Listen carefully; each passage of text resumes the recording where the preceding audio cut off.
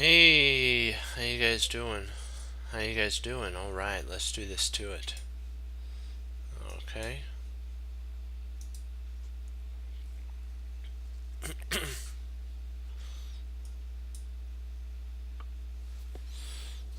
Okay.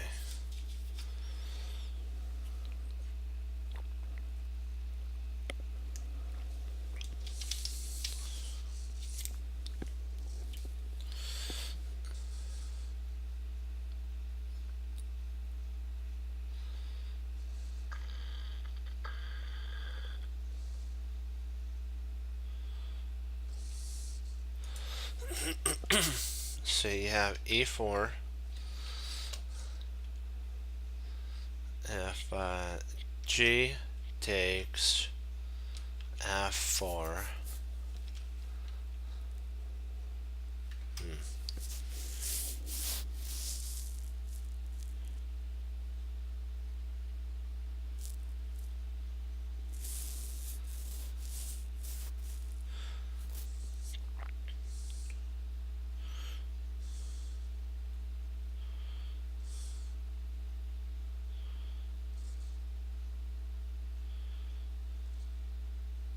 We probably have to, if E takes F4, not E takes, sorry, E4, G takes F4. We do have Queen D8. And that would hold the d8 pawn plus the fork.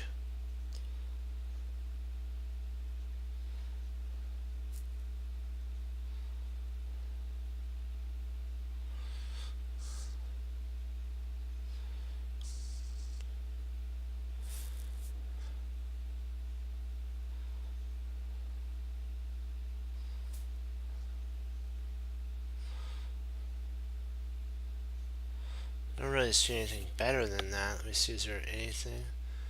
Let's see, e4, pawn e4, uh, g takes f4, and then queen d8 to hold on to d5, so the queen just doesn't take the pawn.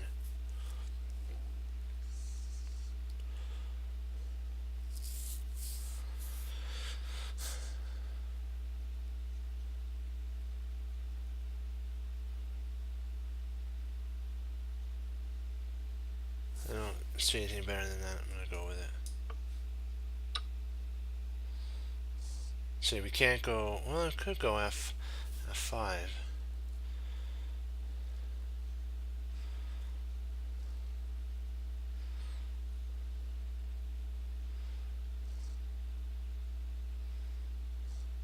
It'd be tempting to check on g1, but the problem is he can actually play rook f1. So queen d8.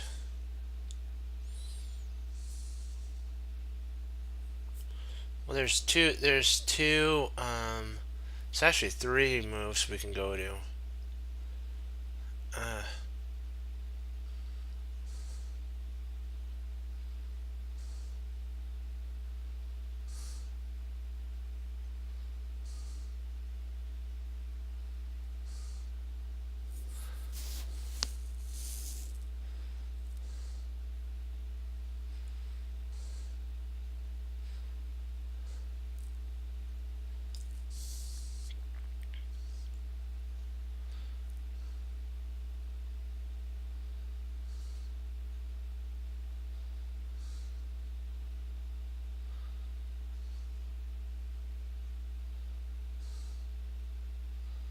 See if we play queen f5,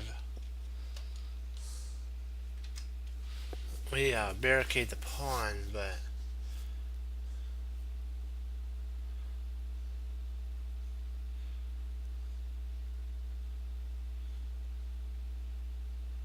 and that also keeps an eye for a discovery. So like if queen f5, if queen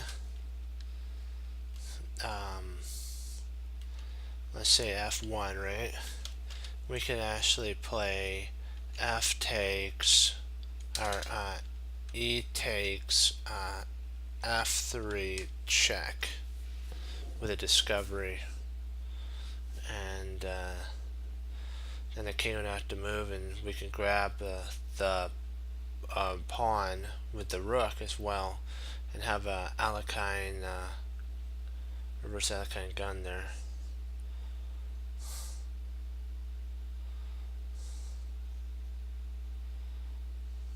Yeah, let's do it.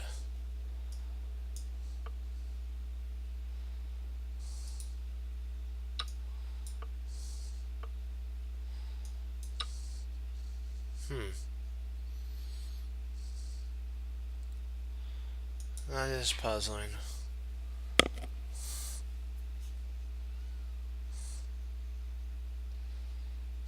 Right here.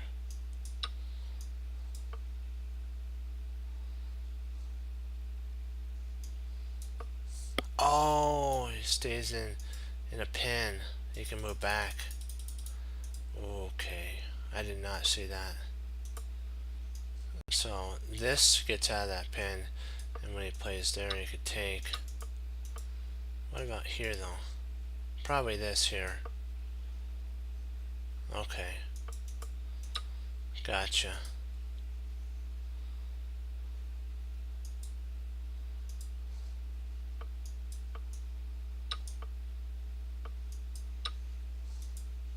Okay, at least I know, I understand now why that's what it is. Okay.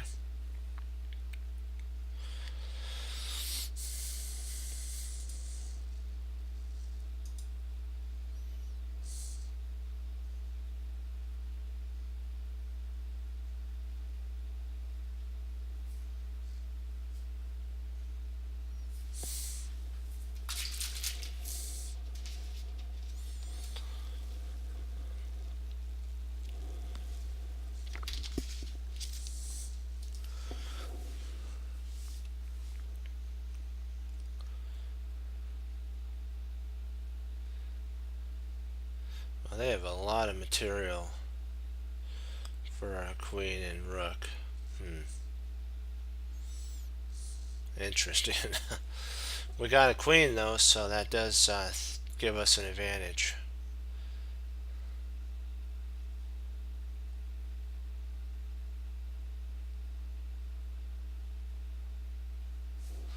I'm now looking at potentially queen e8. Queen e8. That threatens mate on h8.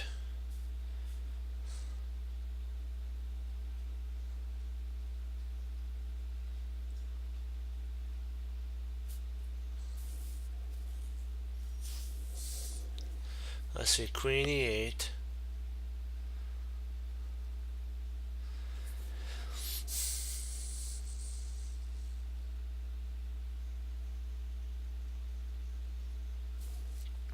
Knight, let's say f7. Let's see, queen e8, knight. So queen e8, knight e7.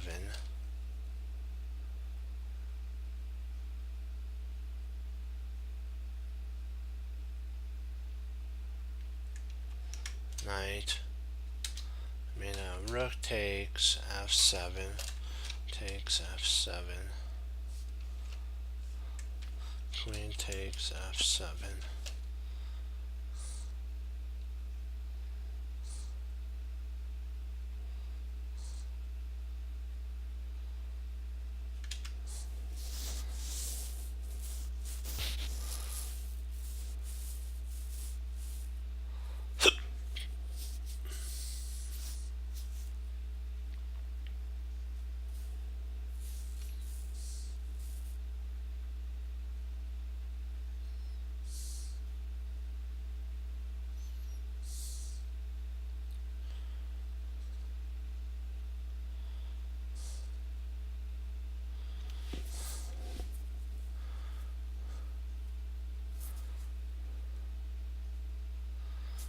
Don't really see anything else you could do if he tries knight after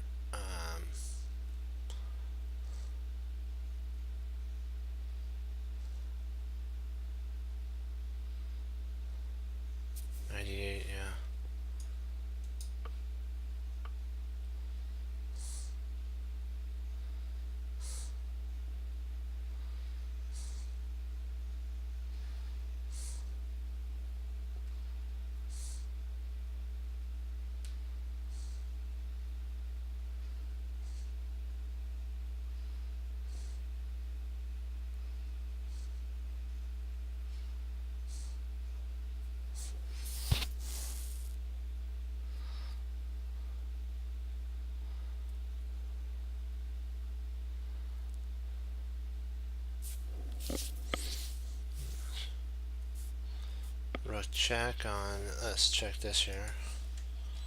Rook h8, check, king g6, and I don't really see anything after that.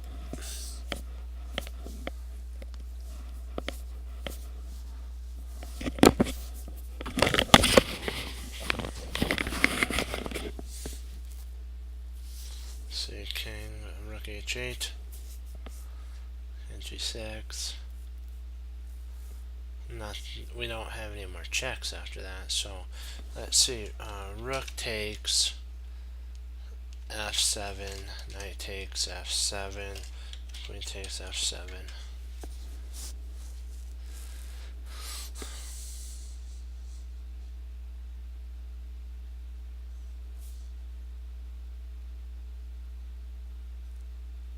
Do we have enough material though for that though?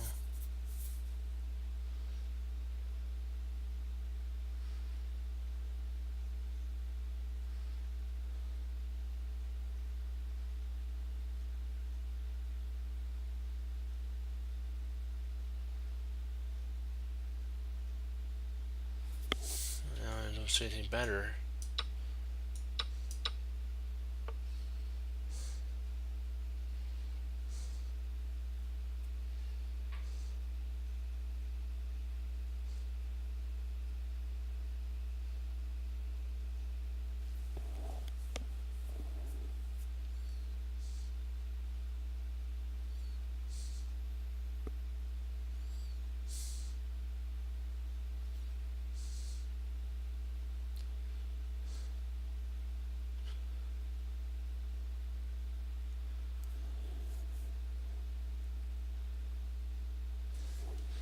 I'm noticing queen c7,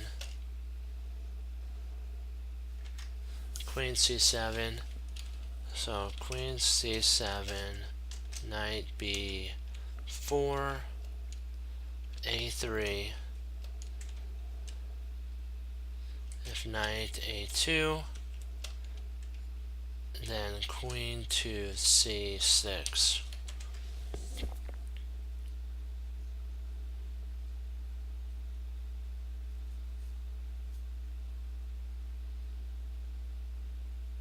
Or wait, even better, hold on. Queen h5 check, king wherever, if king g8, queen e8 check, and then king goes to g7 again, or yeah, sorry, h7, queen takes c6. There we go.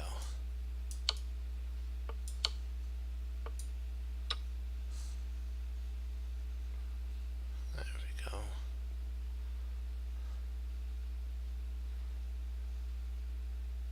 See, what happens is it was tempting to go after the fork on c7, queen to c7, but you don't get anything.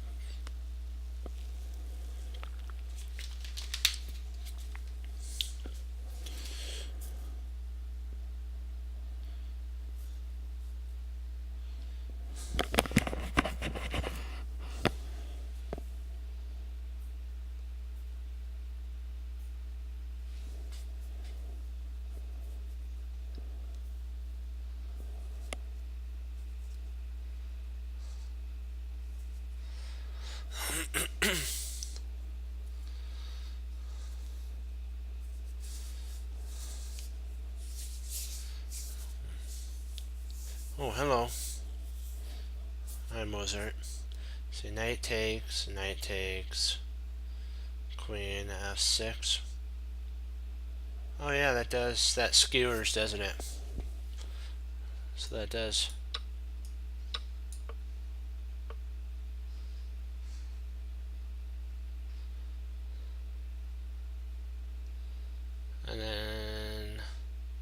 I'll take it. Just take it. There we go.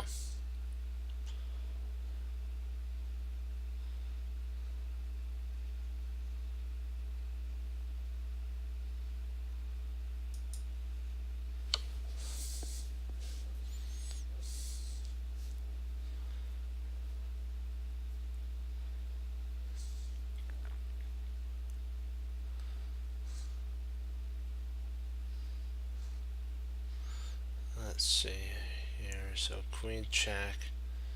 Kind of forced up at that point. You're forced to go king h2 by force.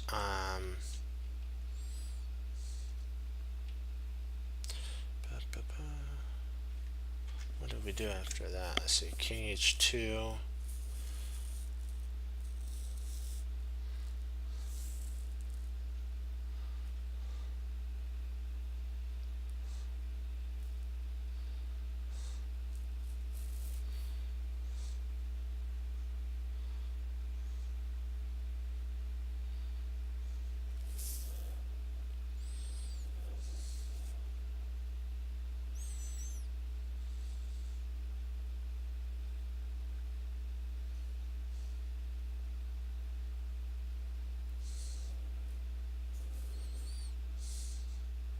Is it king h2 though?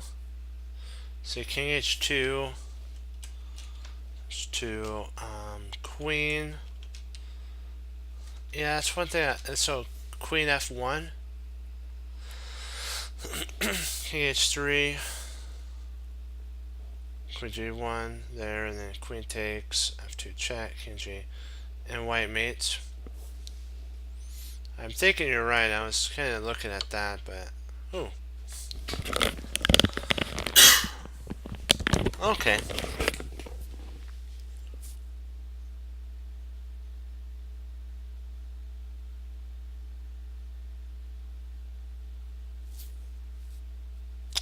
Now these are interesting ones. Do we play king takes h? Hey, how you doing? King takes h3.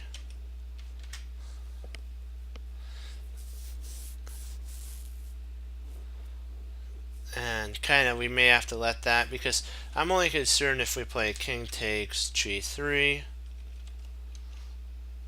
queen takes e3, check, king h, king to h4, queen takes f4, this type of stuff like that. So that's why I was thinking king h3 to avoid all those ideas. We do lose a knight though if king h3, knight takes, king takes h3, king takes h3, g takes f2, and then queen g8 check, king h6, queen. So I'm not sure.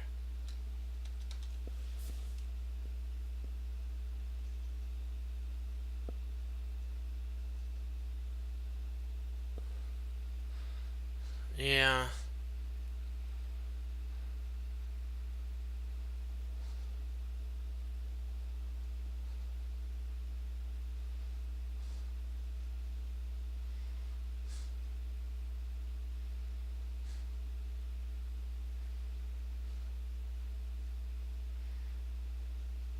Oh, wow.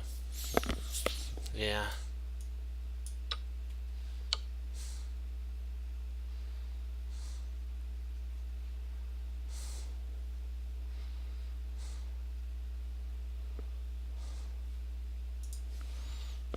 King h4 is forced, so we know that for sure. We can't go back because of check, can't go there, check. Can't block there. So king's, well, nope. King's not forced there, sorry. Queen,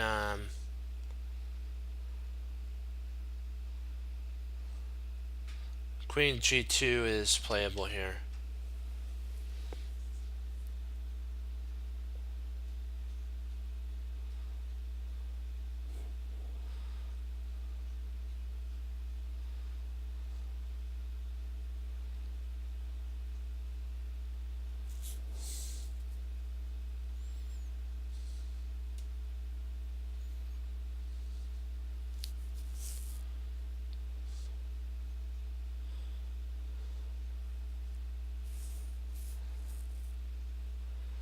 Because you have to figure, let's just look at, we know that Queen G2 is in our back pocket, so let's do that. King H4.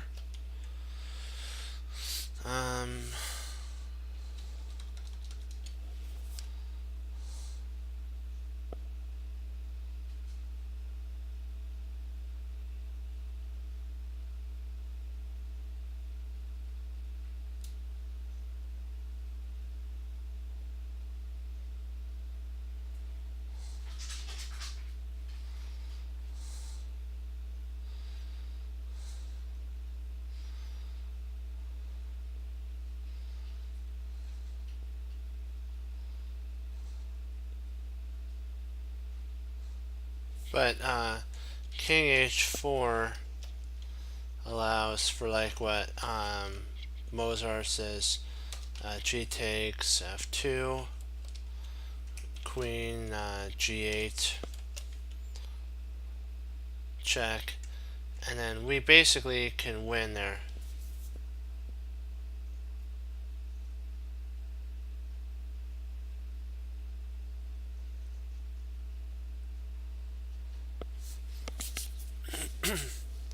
We want to go for mate. We have mate, and the H2 square is covered, or H1 square is covered. So what we're wanting to do is now go for checkmate, and we can via King H8, King H4, G takes F2, and otherwise what would happen is if he moved, he really can't move. So we're going to end up mating him. Let me see there. Queen there. F. So F2. Okay, F7.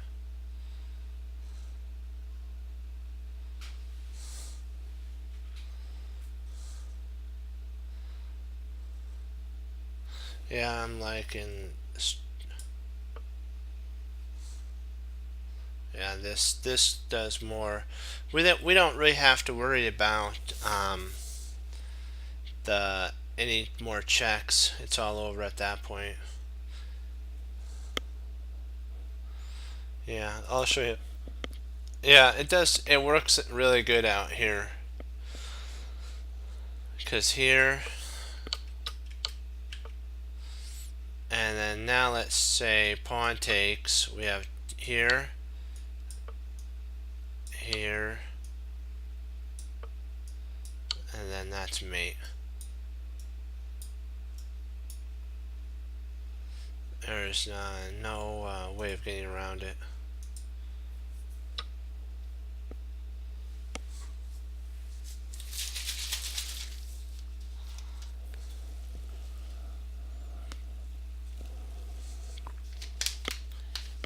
Okie dokie. Oh, another study. Let's see how we do with our studies. Let's see how we do with the studies.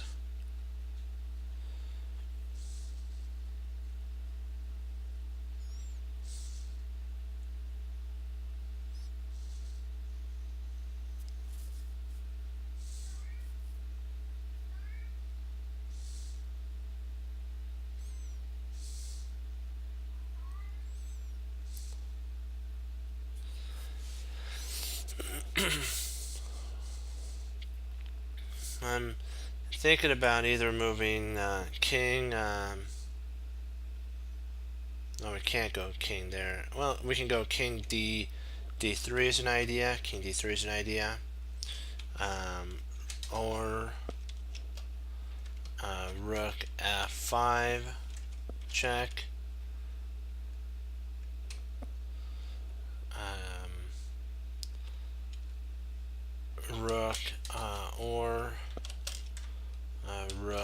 D1. Oops, I had to put that together. Check. I'm kind of looking at those three things. The most forcing moves.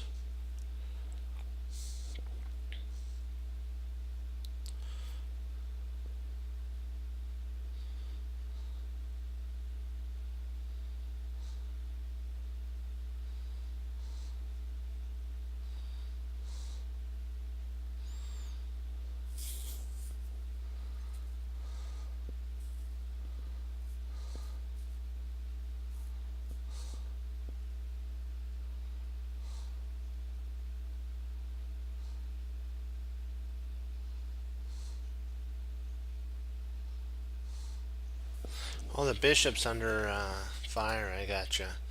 Okay, I see what you're saying, because the knight wants to fork on e3. Yeah. So rook d1. And if we try going f5, he still has the forking idea on e4. So d, king e2, rook d2 check, king e3.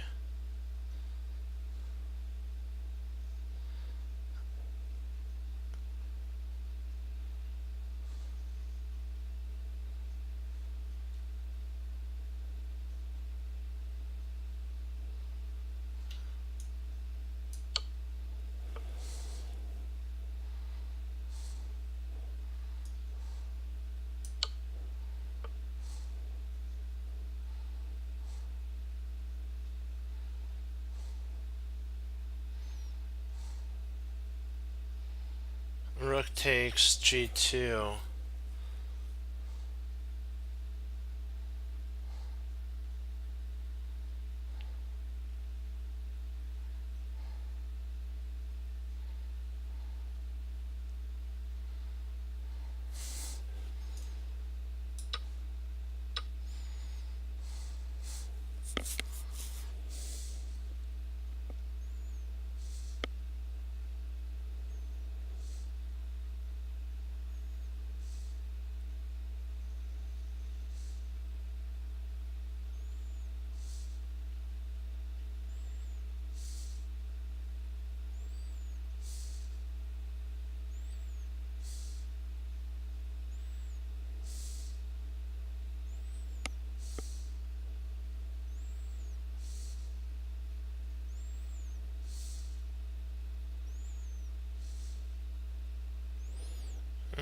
That would be interesting.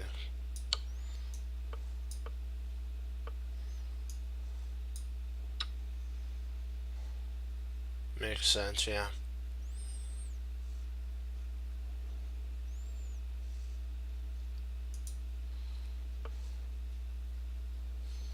Oh, we should go back, and after this one, I'll go back and show you.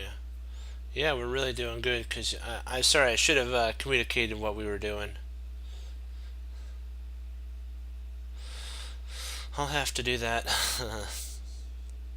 I get in the zone and then sometimes forget in that moment.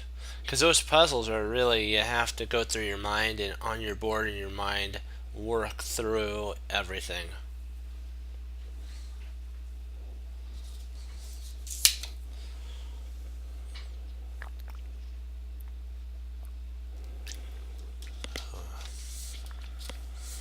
Water's good. Seriously, I just got thirsty. That was weird. Okay, let's see here.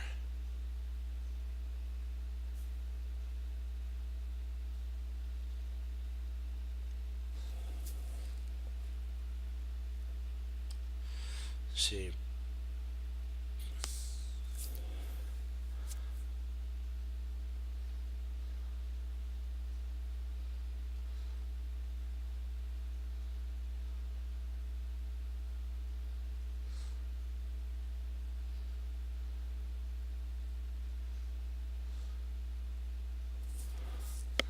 Let's see.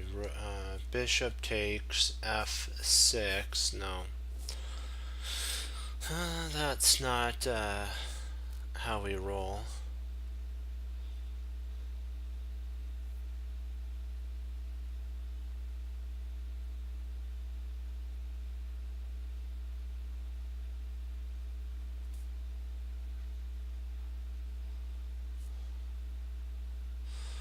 let's see, rook from F8 to H8.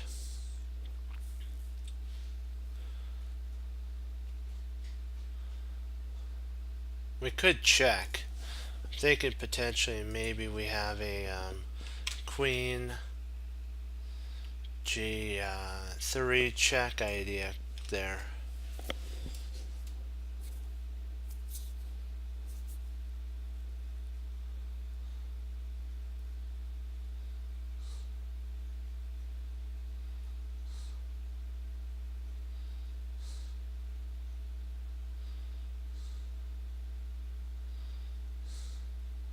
I think that would lead to close to a mating idea. Queen G3. If King King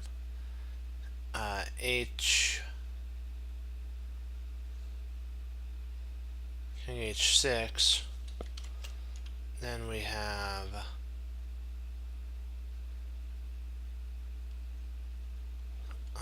bishop takes F3. Or F7, bishop takes F7, and we set up a mating idea there.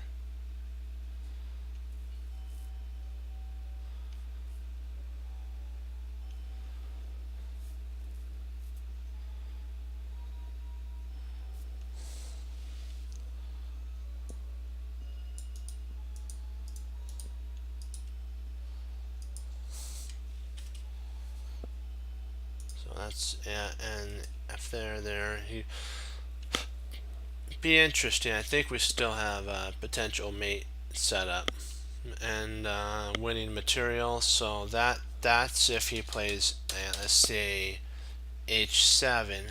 Let's say H7. I think we still have the same idea with bishop takes F7. I really don't see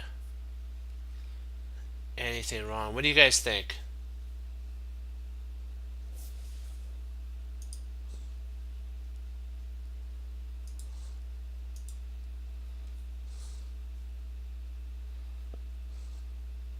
What do you guys think about that? Still looking? Okay.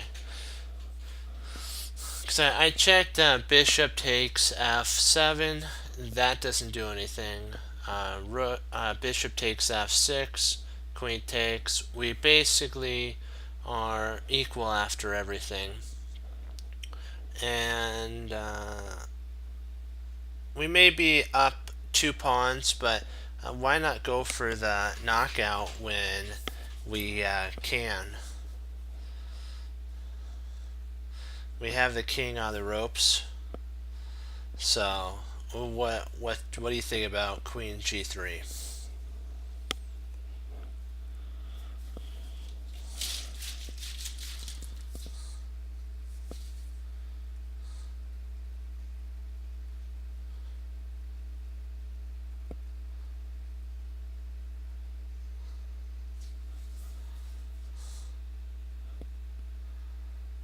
Let's see, Queen. What do you think, Morphe?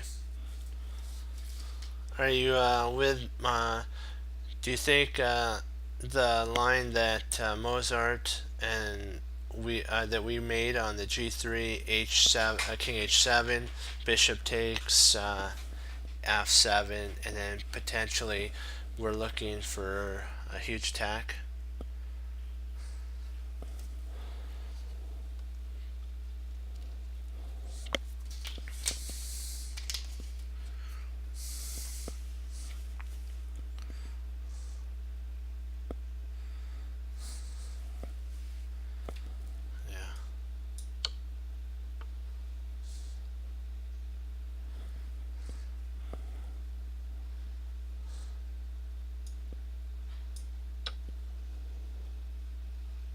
There we go.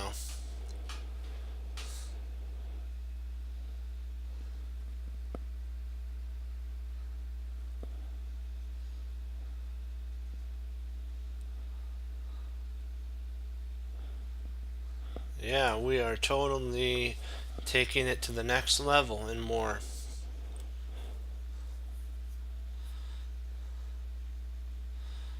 Huh.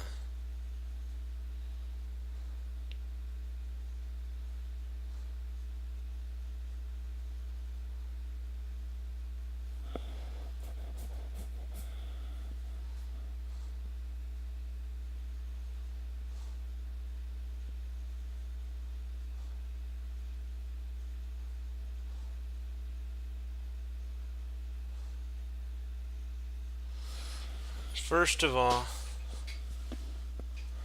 oh, how does that play out? We'll have to take a look. Sorry about that. I'll remember after this to do that. Let's see. Queen. Got two. Actually, two that I gotta go back. And all right, Queen. I'll look at Queen E6 check, and then King goes back to E8. We have Knight E5 at that point. Queen B5.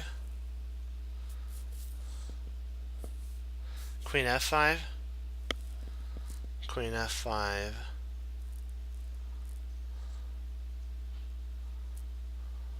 Oh yeah, that does. Wow. Yeah, let me see. Let's see. Queen F5.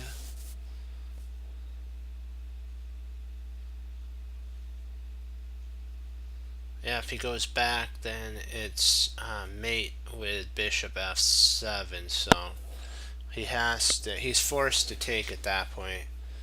Okay. Queen B5. And then you have mate there. Okay. You wanted to see the continuation of the line. Okay, let's do it.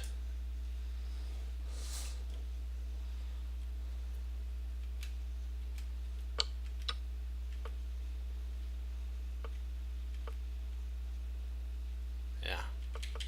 So after we take here, he goes rook G1, Queen F6, F3. This is actually what the engine says would be the proper line. So it's not it. The player resigned at this point. The player who was black resigned. So we only get to see the best lines, which would be what the engine said, and that's the best continuation.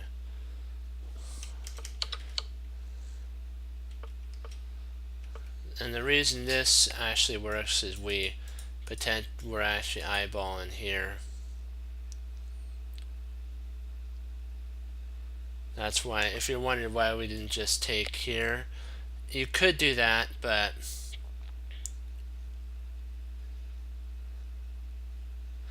you can actually keep more you can actually keep more material on the board, I guess, this way. But let's see, if you take here, let's say queen takes, and then queen f3, but then the knight potentially can move at that point. Then knight d5 comes in. So yeah, I think it's just simpler to actually just go like this and take at that point. And then you bring in, you're much better, much better here. Okay. Yeah. Well, oops, sorry, gotta come back here. There we go. Let's do it to it. Next one.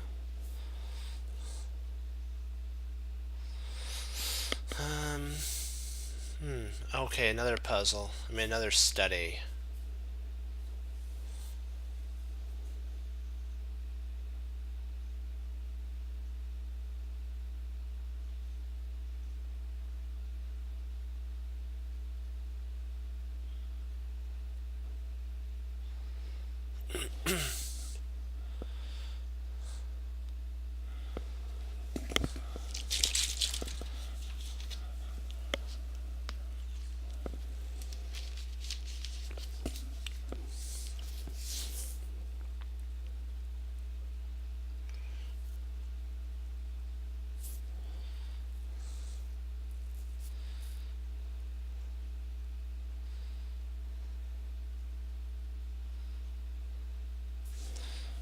Okay, I'm thinking that A takes, or B takes A3.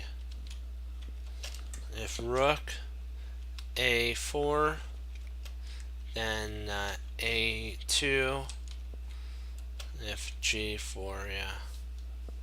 G4, then we just push. B5 and up the board we go.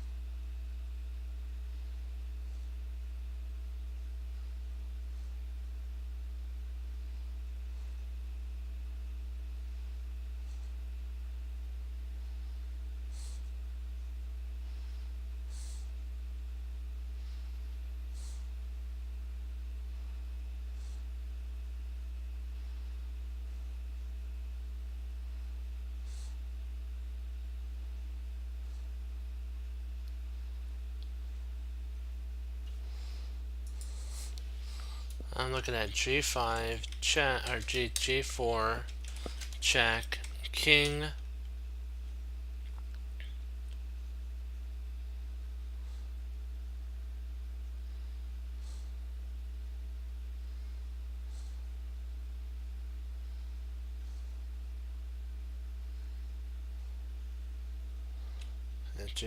oops, G4 check, king, H4, king, F4, F5, and then we have G takes F5, and then we queen and win.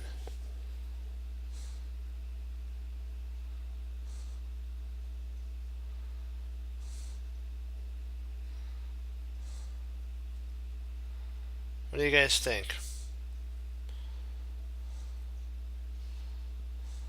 And then it goes up the board, and then all he does is go back and forth, and we base, or he can't catch it in time. That's what I mean. There's no way you can catch it in time.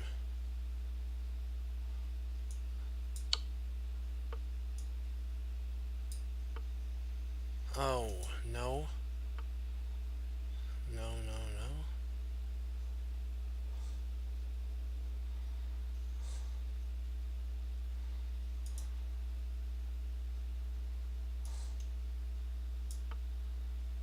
Okay.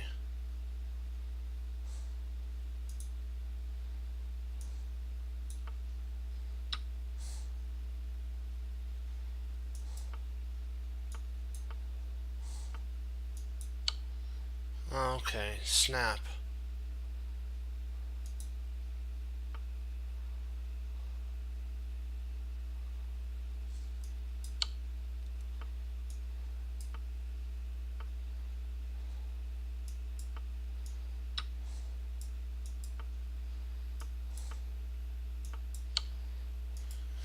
That is interesting. I think I might have made a mistake there. So this was a study.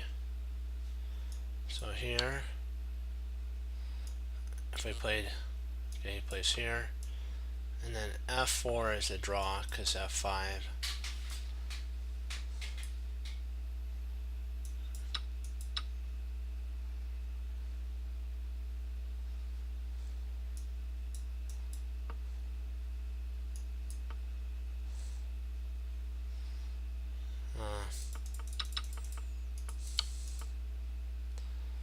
Okay. Sorry about that, guys. That was my fault there. I thought for sure we won. I'll give you guys a second to look at this. I'll be right back.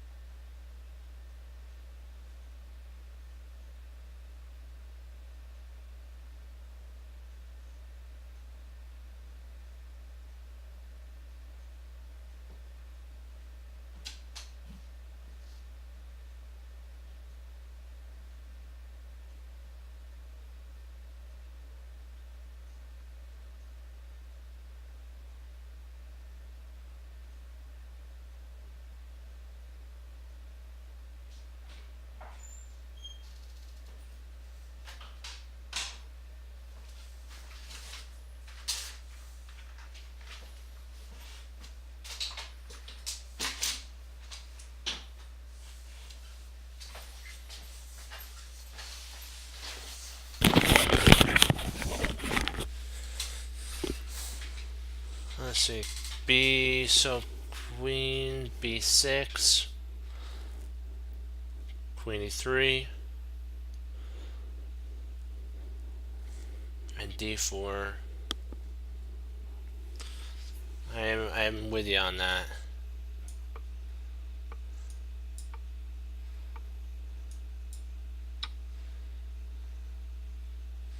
Yep.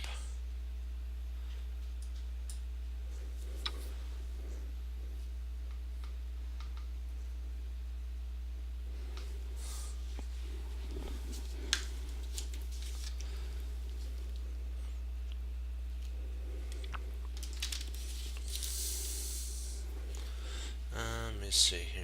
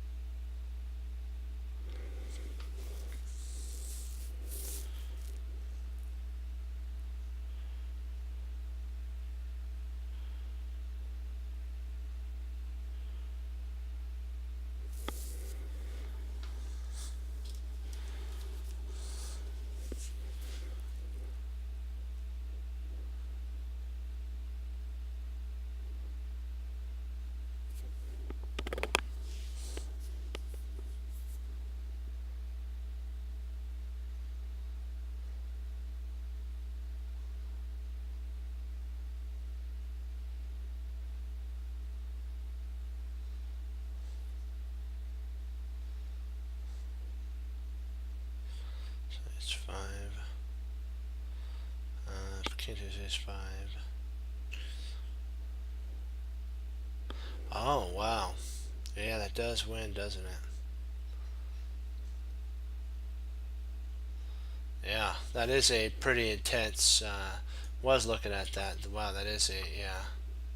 So queen there, all right.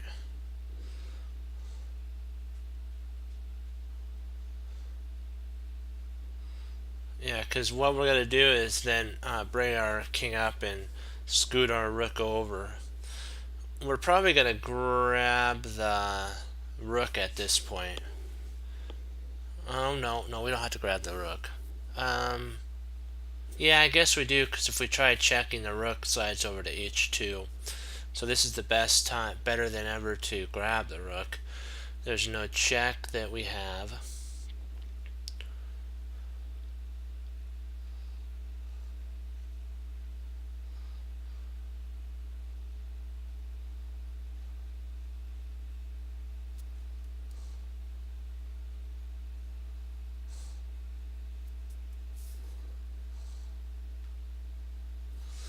Yeah. Just wanted to make sure that we weren't missing anything, and I didn't see anything, so. Surprisingly, that had 51% pass rate, which is pretty cool. That's actually not too bad at all. Not too bad.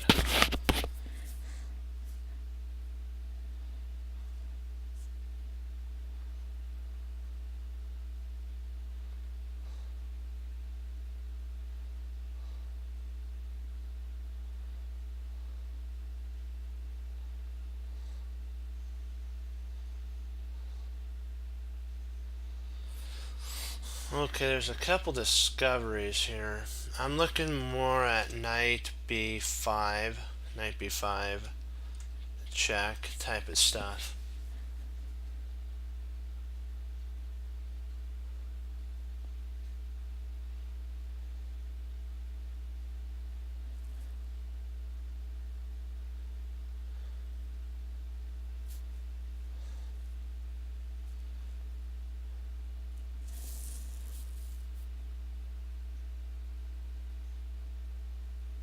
But there's also knight b1, check, and if queen takes b4, then rook c1 is mate. So I'm still deciding if that's the proper move or not. I don't think so, because the king, all he has to do if knight b1, he can just move to knight b1 check. He can just go king d1 at that point. So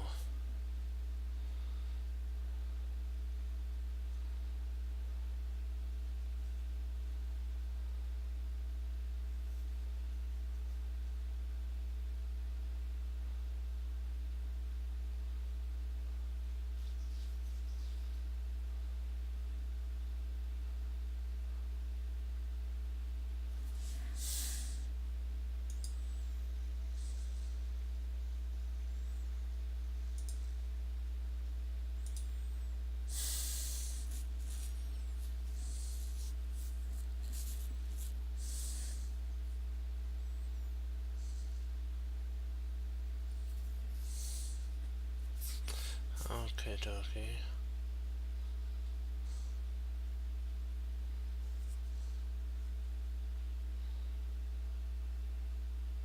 Well, don't forget you have rook to c1.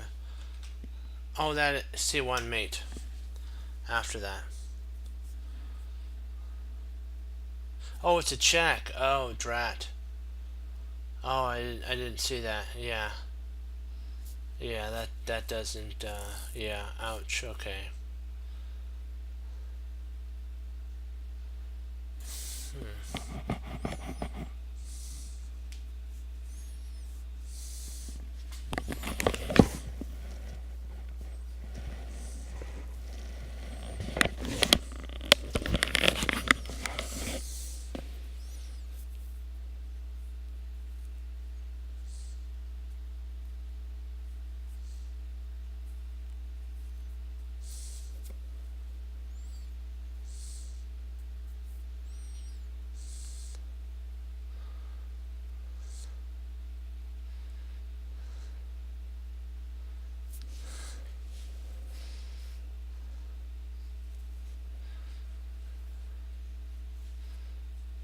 So then knight b5 has to be b5 has to be something to do with that.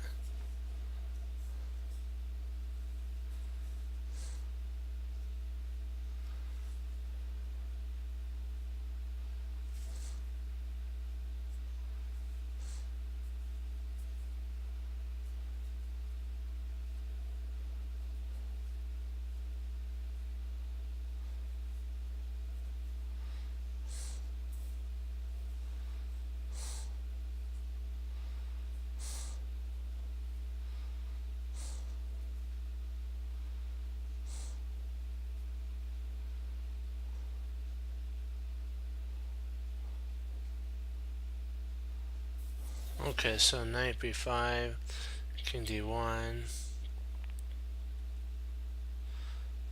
That does make sense.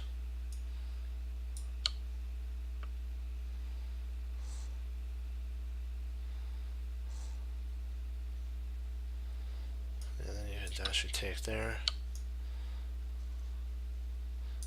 Two.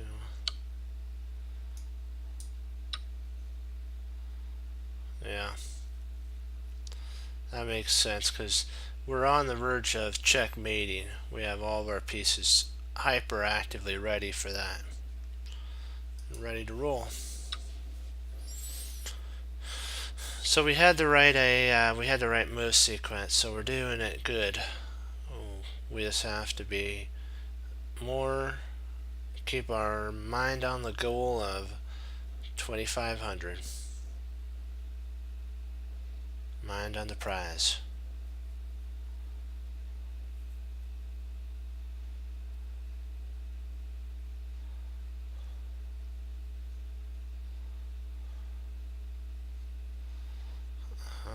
Okay.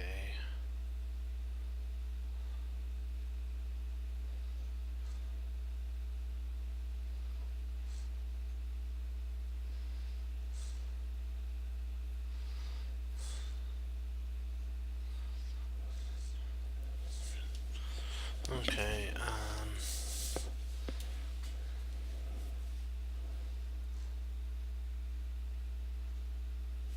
Oh, we pushed the pawn. g5, rook, g4, knight, e5,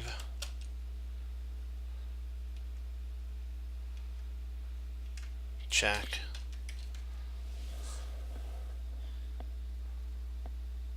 Yes, we did. We got the last one. G5's the move that wins, and if there's so G5, if rook takes F2, we actually can check at that point and push and then block, I think.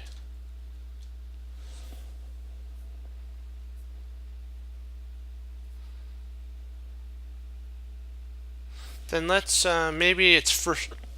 Excuse me. Knight e5 check to begin with. King at d5, g6. King takes.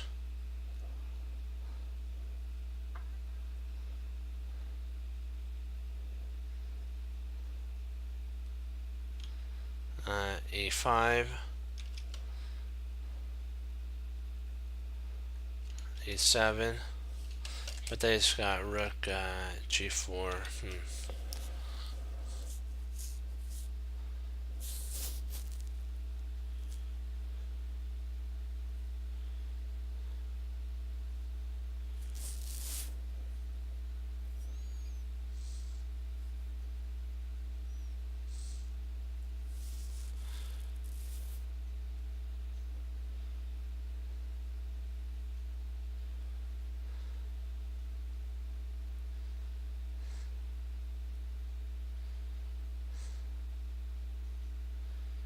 I'm also potentially thinking of F3. F3 looks interesting. That traps and allows us to go.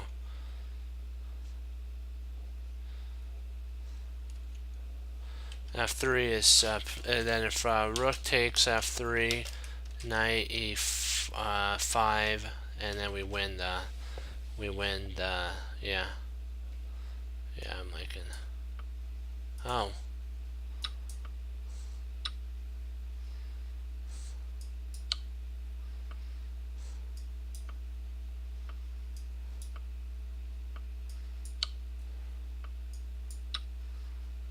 Snap.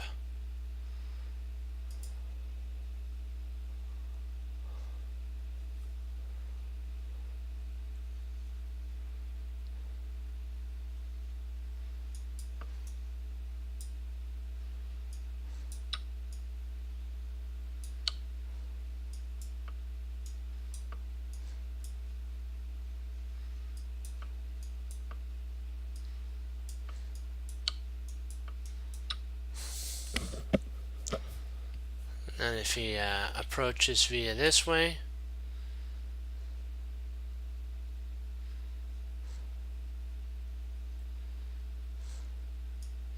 we can actually come over here, and then after he takes that, we take there, and then we come in via here, and now we have both our pieces that can get involved now. Okay. Drat. Let's do it right.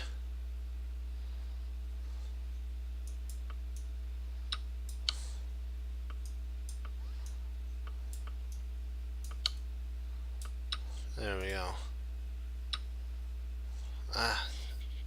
Darn it. Lost 10 points there. That was my fault. I should have calculated a little more.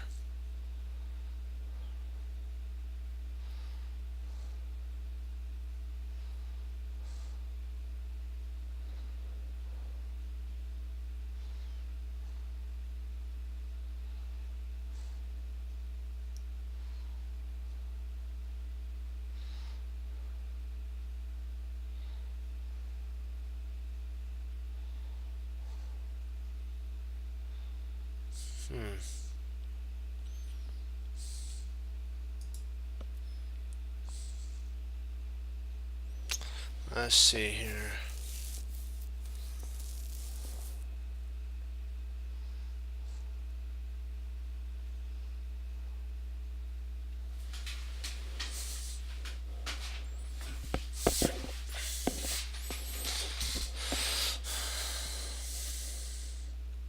There's knight h3, check, but that doesn't do anything. King to g2 and nothing.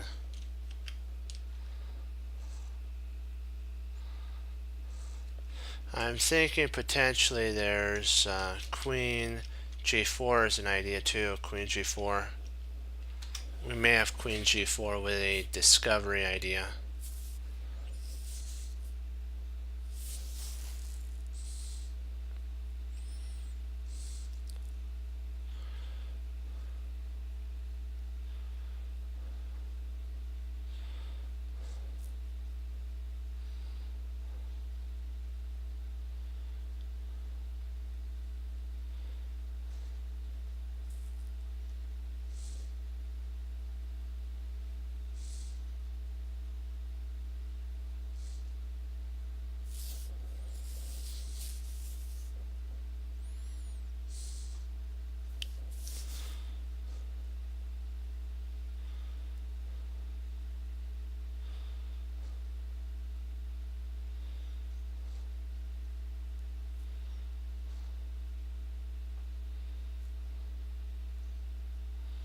Yeah. So, what do you guys think about queen g4? That sets up a lot of threats, a bunch of threats. And if he plays h3, we take, we win the queen. If he plays f2, we can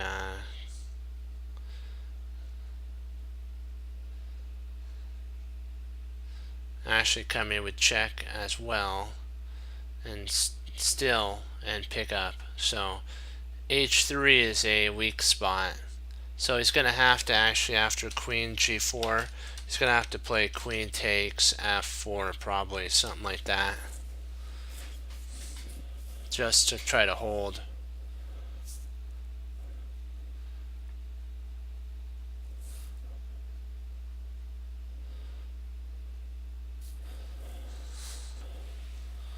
What do you guys think about that?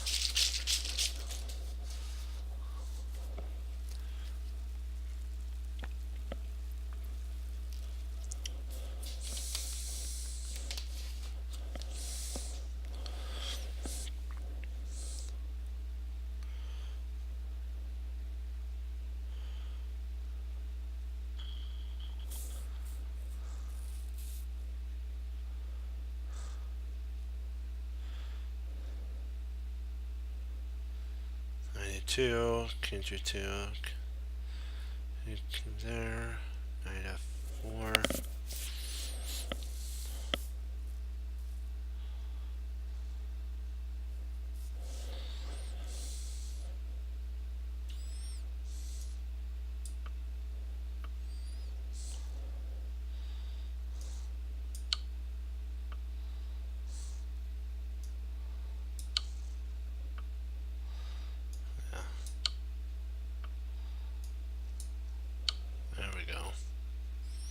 There we go. We're back in it again.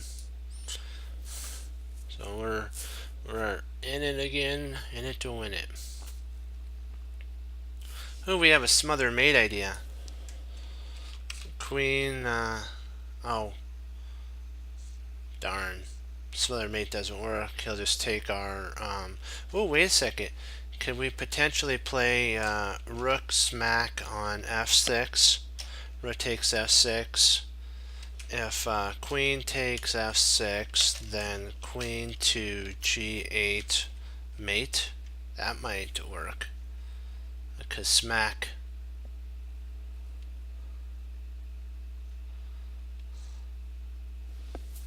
Oh, that works too, because that is right. Okay, it is a smother mate because the rook guards the bishop at that point. Alright. Yeah. So we did have a smother mate idea, right? Yeah. It's because of the protection of this. The other one didn't work. Oh, cool. We're doing good. That was a kerplunk. Loving it.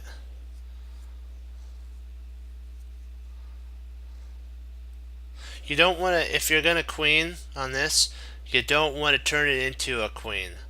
It's funny if you're gonna promote. That's what I mean. When you go F8 here, F8 equals F8 equals rook is what you want. F8. Oops, sorry. Sorry.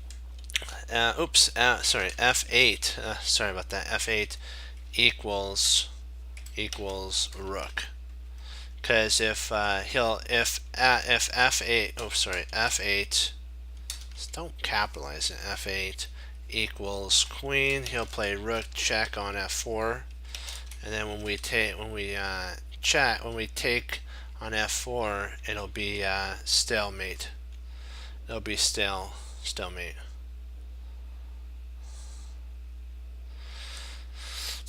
So if we that's why if we play rook, F8 equals rook, and then he plays rook F4 check, we can play rook takes F4, and then he has king to H2 at that point, and we win. Or king G3, either one, H2 or G3, he has that. What do you guys think about that?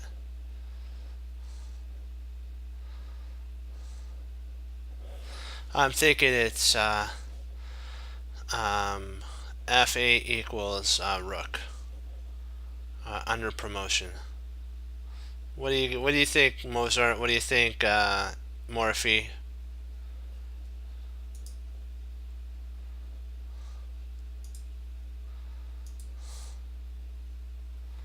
And if he checks, we basically just run till there's no more checks along the diagonal.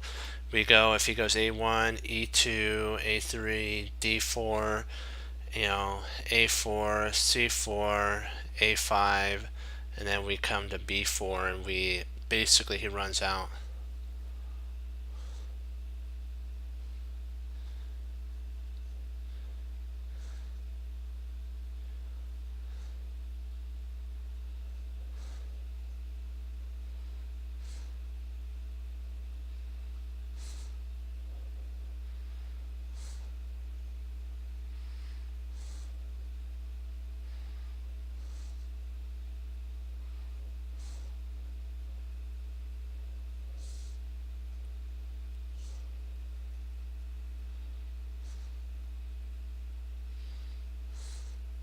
We're kind of forced to queen. If we don't queen, he'll come and win our pawn.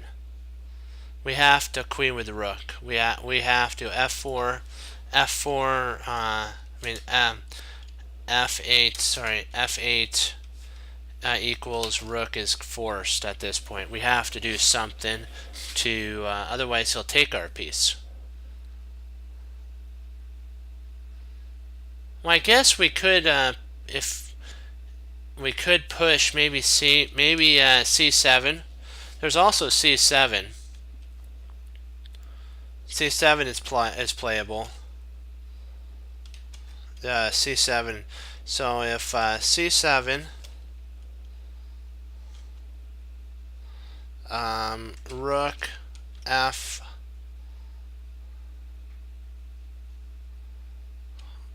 Rook F4, check, king E2,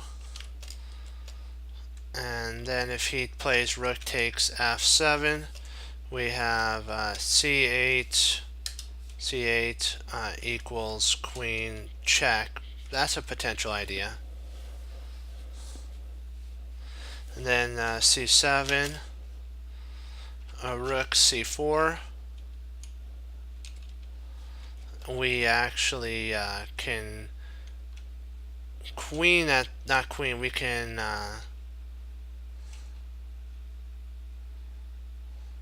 let's see. Oh, that is true. Yep.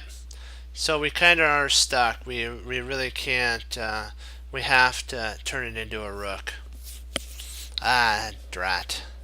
Darn it. So I think we're kind of stuck with turning it into a rook then.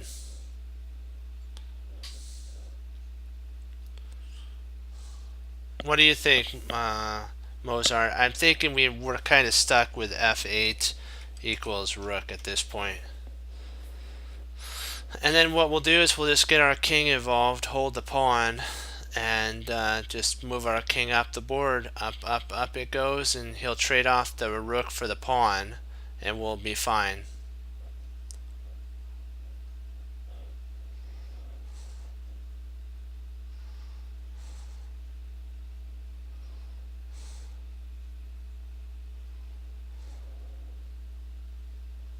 Okay, try a line. Well, I'll give you guys a sec to see what you think is a good line, because I threw out there a line, and I want to see what you think about it.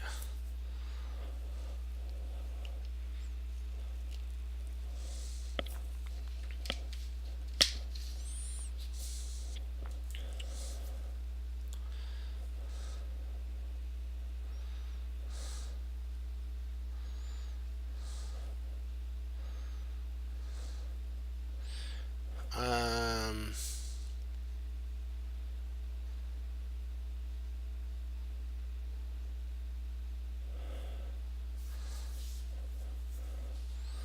okay, gotcha.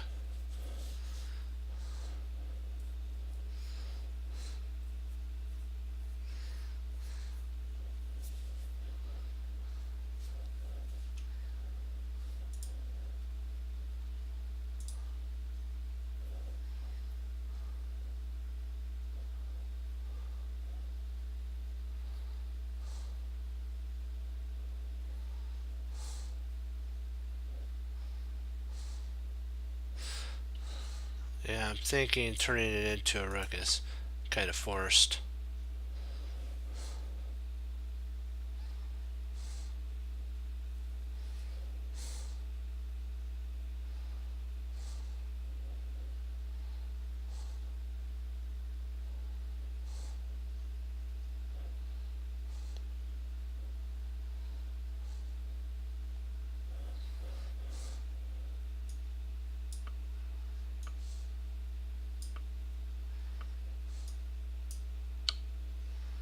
There we go.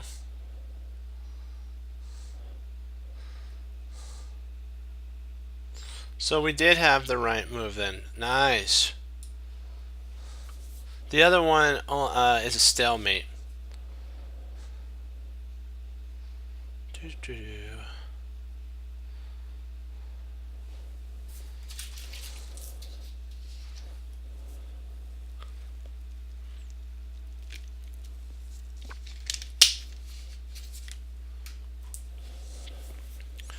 Okie dokie.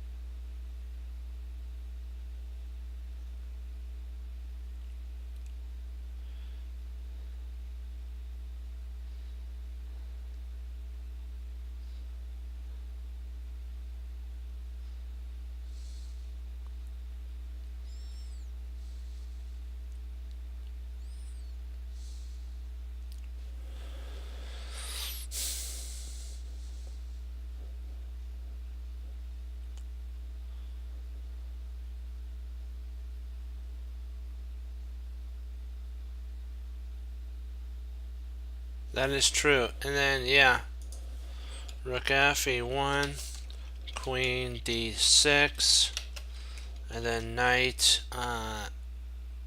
e7, check, wins the queen. Yep.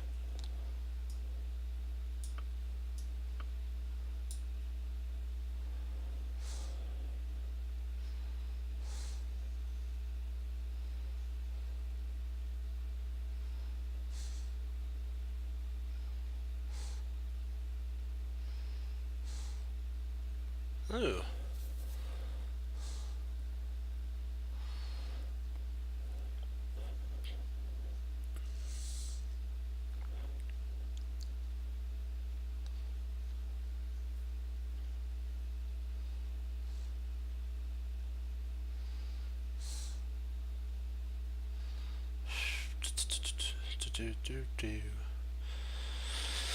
Oh boy.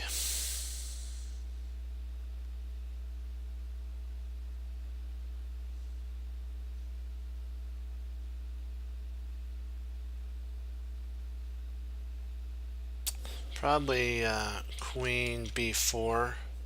Yeah, because I gotta make sure I'm doing that. Queen b4.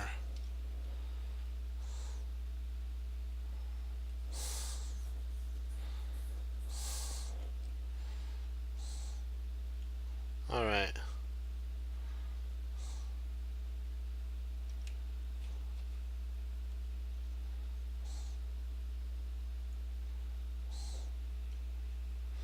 Yeah.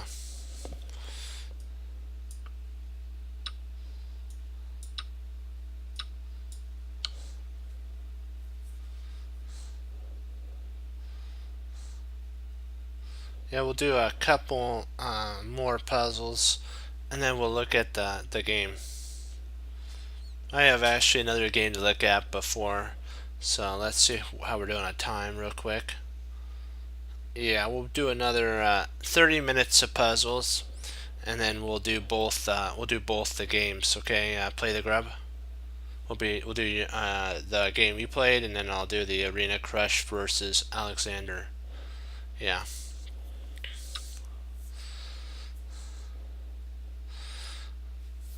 Because I usually we usually do puzzles, then we do a game at the tail end, because it's a fun closing.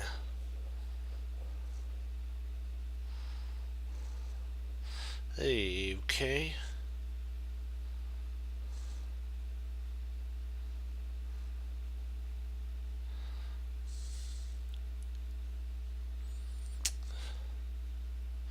So G takes that surrendered. If you're looking at Aikido, oh B6.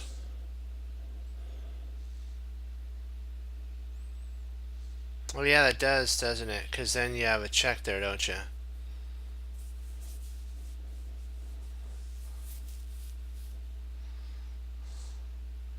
Yeah, B6 is killer because B6, and if Queen goes to either C, well, I guess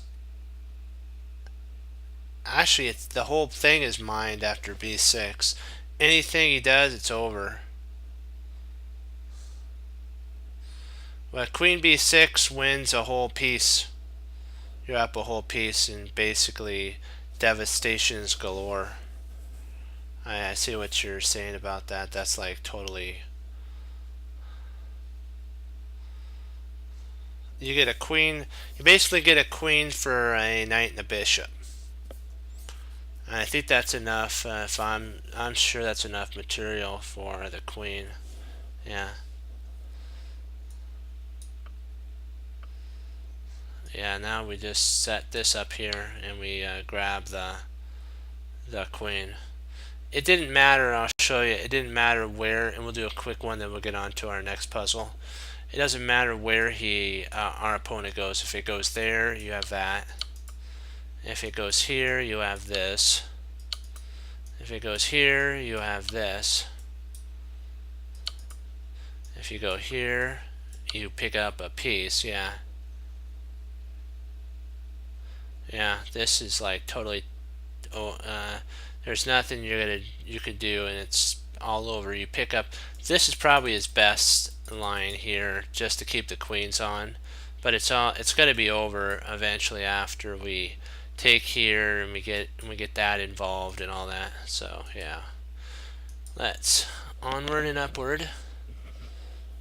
Let's keep hoeing away our fields. Yeah. That was a 2500 level puzzle. Pretty. It had a lot of lines that went with it.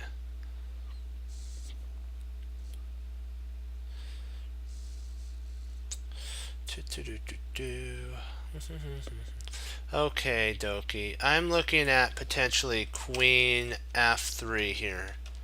Queen F3 is a pretty big time bone cruncher.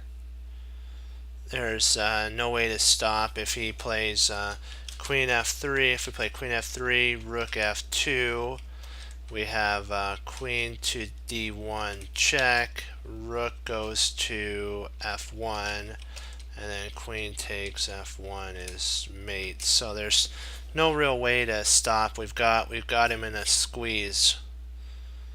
It's over. He could try basically after queen f3. He could try bishop takes f7 check, and we take. We just take with our king. We would take queen f3, bishop takes f7, king takes f7. If queen, you have to be careful though here, because maybe we actually want to take with the queen instead of the king here. So if queen f3, bishop takes f7, probably queen takes f7. Maybe we'd have to play here. Queen takes f7. I'm not exactly sure, because I don't know if we get checkmated if we actually take with the king. I don't know that, because sometimes they have a counter strike that they can actually do, like bishop takes f7, king takes f7. You have queen. I think we're still okay. Queen b3 check, and rook would block on e6, but I'm not sure about that.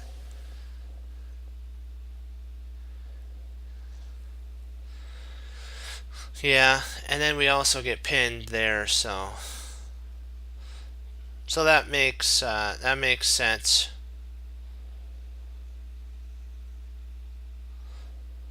So we'd probably just want to move our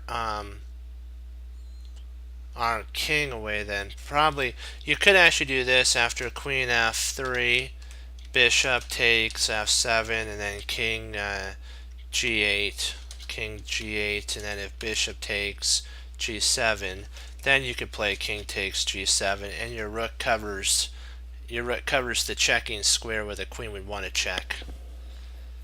So I'm thinking, yeah, this right there. Now, and we can't take with our queen because we don't want to lose our capability of mate. So if we step off to the side, not g8. I'm sorry, guys. It's not g8. I have to do h8. There we go.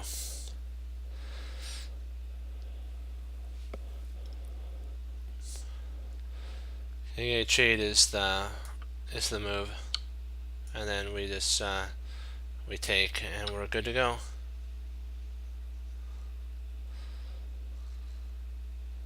Because we want to keep with our mating threat. We're at mate in 1, and so we don't want to. If we give up pawns, so be it. We're not worried about it, not one bit. Ooh, we're close to a smother mate almost with queen c5.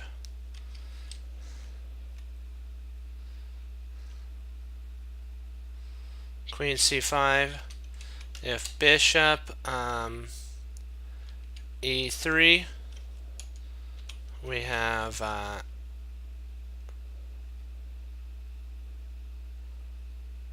queen takes e3 check, rook takes e3, and h takes g6. We're up material. We're up a whole piece in that line. Otherwise, it goes towards a smother mate, and we win either way.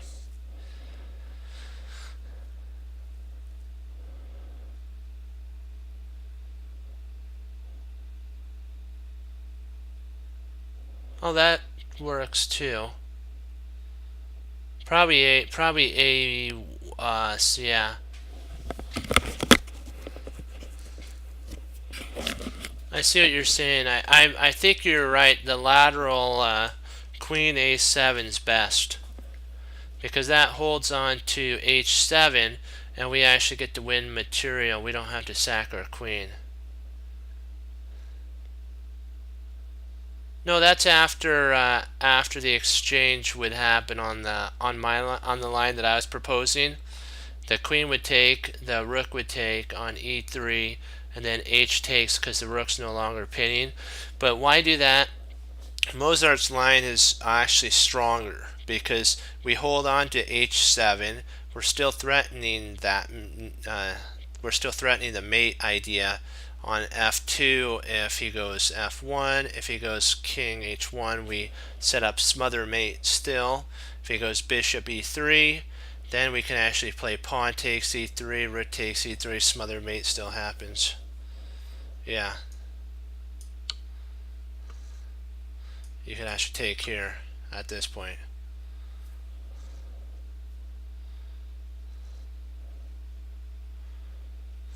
Yeah, you have a yeah. This is so much fun. We'll just do the quick smother mate. I got, you know what? When you get a smother mate, you gotta execute it. It's so sweet. Okay, let's just show the line here.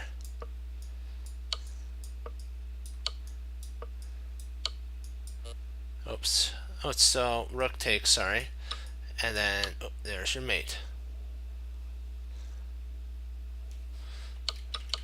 Oh, the thing about c5 is you have to exchange your queen at this point.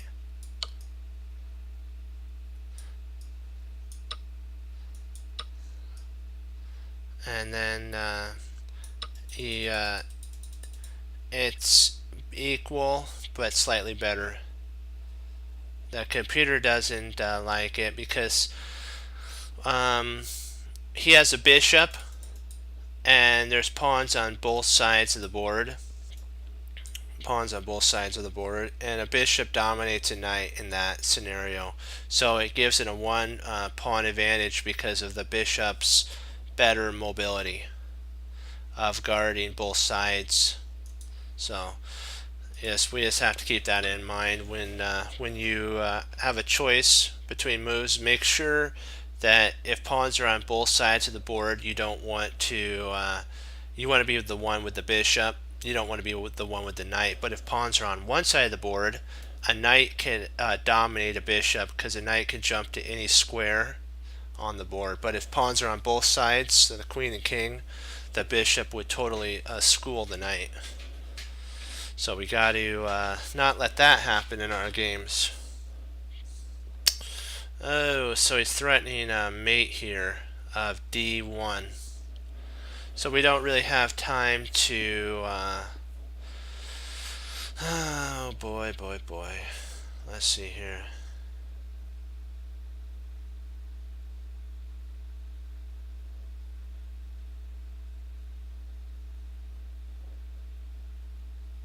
I think what happened was we had a we have pawns on the 7th rank, and if there was somehow we can get his king to come to f4, if we can get our opponent's king to f4, then we could actually go f8 equals queen check. If we can get a king to f4 somehow, or even f5.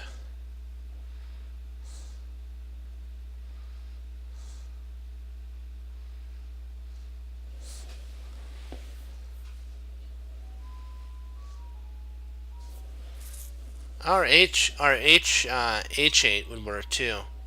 So h3 check. King would go to g3.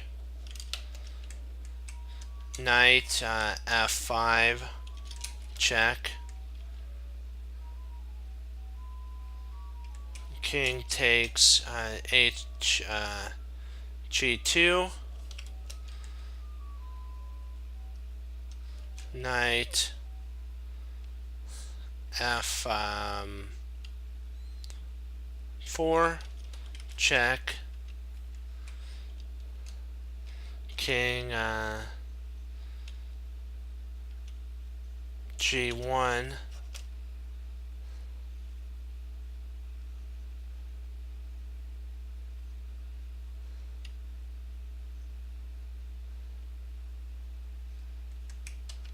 Knight H3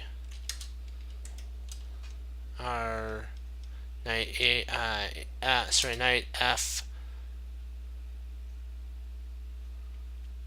our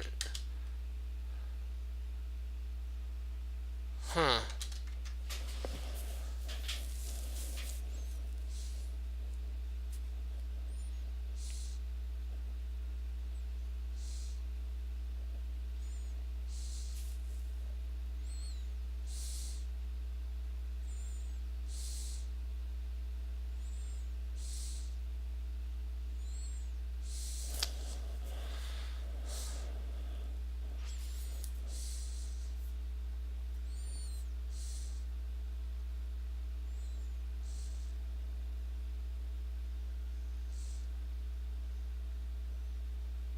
Well, H2. If he hides at H2, we can actually go H8 equals queen check.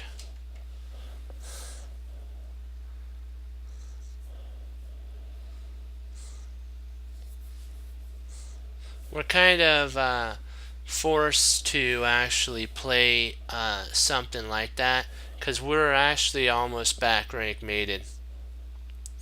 It's kind of a forced move.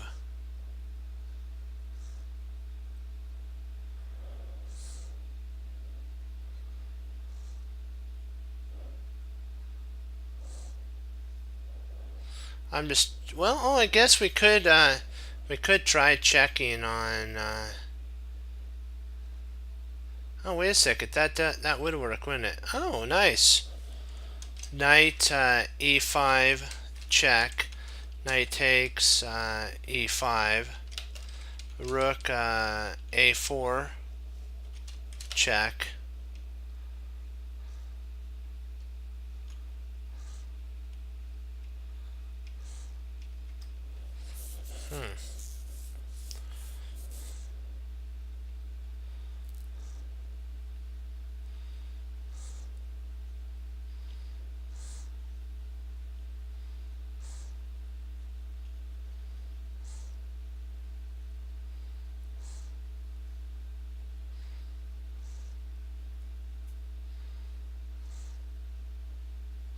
What do you guys think about knight to e5 check? We open up the diagonal. I mean the rank so that our rook can get evolved at that point.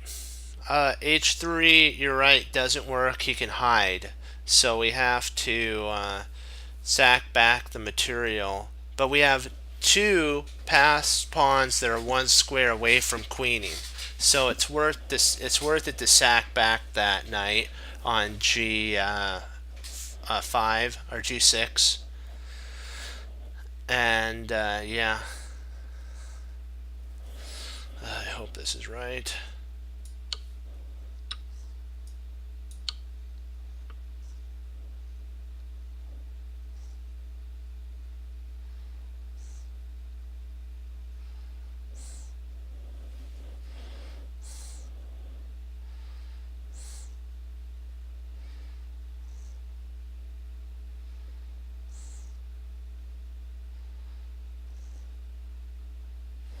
Okay. Oh, nice. Rook d4 is interesting. No, that doesn't work. I was hoping that rook d4, rook takes d4, knight f3, knight takes f3. That doesn't work. So that's not playable. Snap. Snap, snap, snap.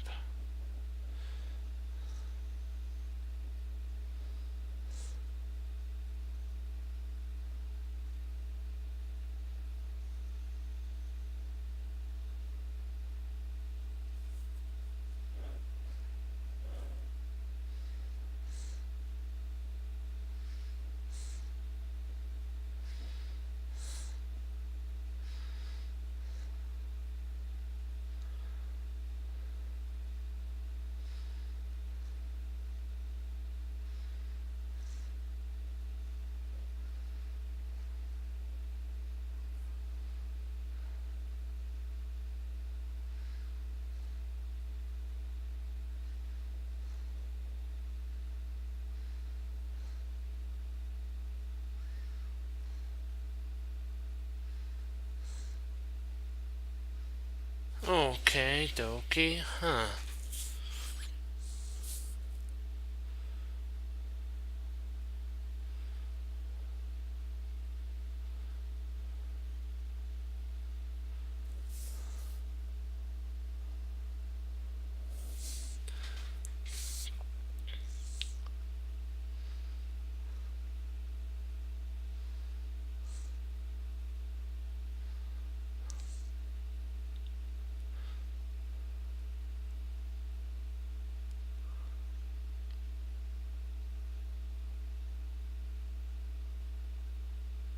Ah, it does work.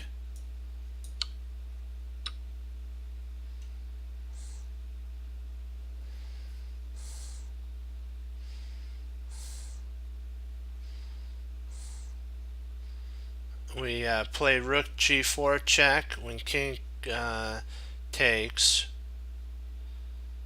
we play g takes e. Here we go. And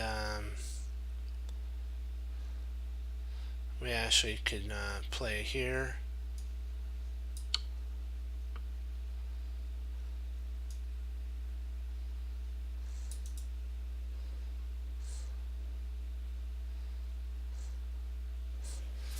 Let's see here. Do we want to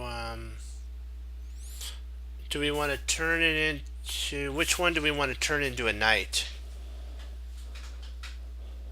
Which one do we want to turn into a knight? Which one do we want to turn? I'm thinking that f8 one turns into a knight. f8 equals knight check.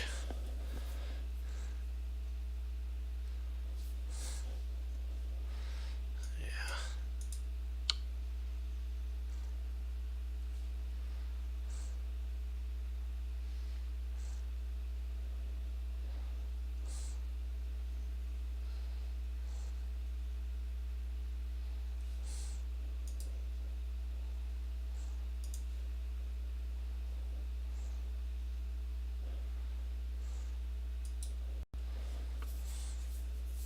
We'll do one more.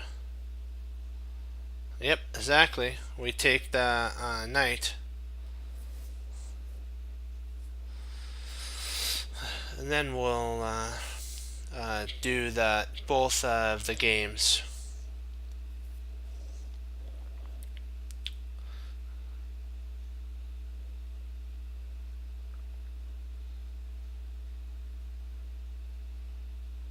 Okay, dokie.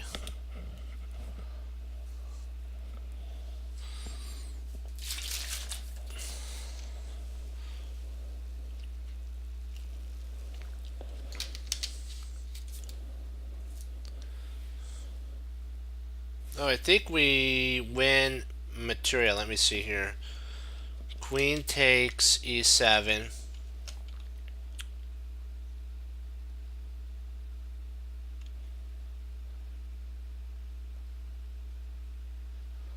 Queen takes e7.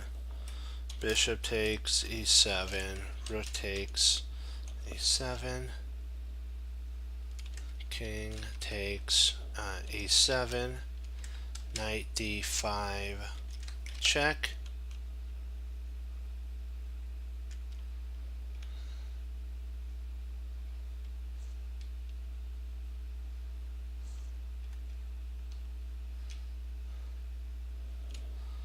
King d7. Knight takes b4. A takes b4. Takes b4.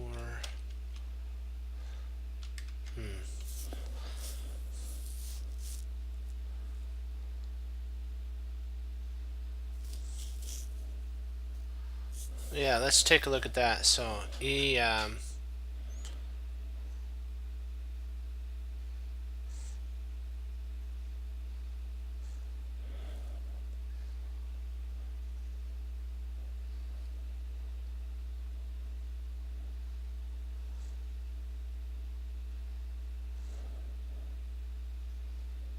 I don't think my line is only equal. It doesn't win. So you have to go for a line that's winning. So let's take a look at play the grubs line. Queen e8 check. King e6.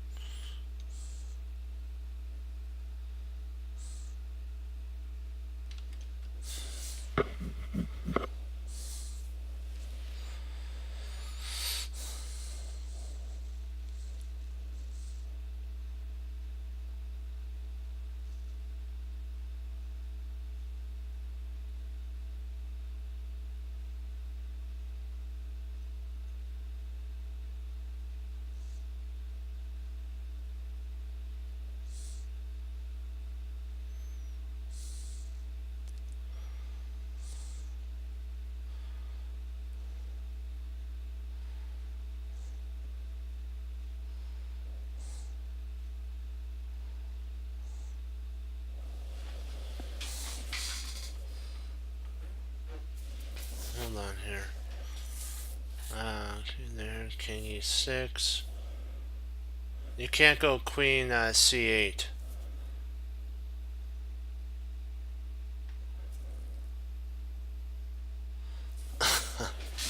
Yeah, that would be a sitch there.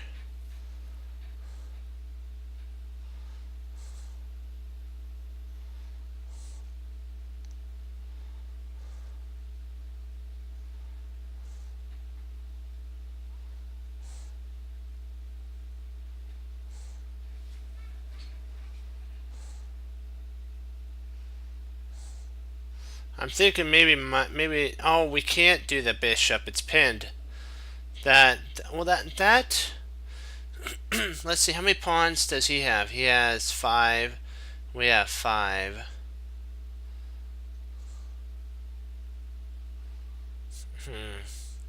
Boy. I don't think I don't think he'll play king c7. Because that actually loses to queen to d. That loses to queen to d8. Queen c7 loses to queen to d8. It's mate at that point.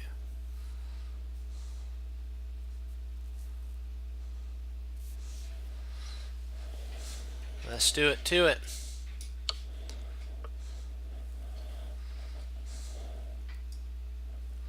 Rotate c7. Thought about this.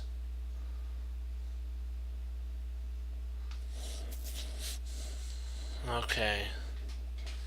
Bishop takes. Queen takes g6.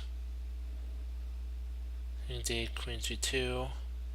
King c7. Ah, yeah. Then you take the queen. That's right. Perfect. Okay, now we have to do our games now. So we're doing really good. We'll do your game first, play the grub. Where is that? Ah, perfect. Here we go.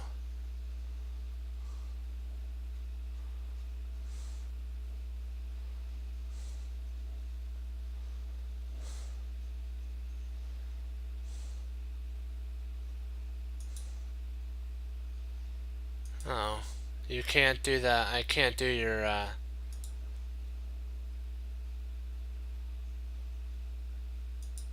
it's private.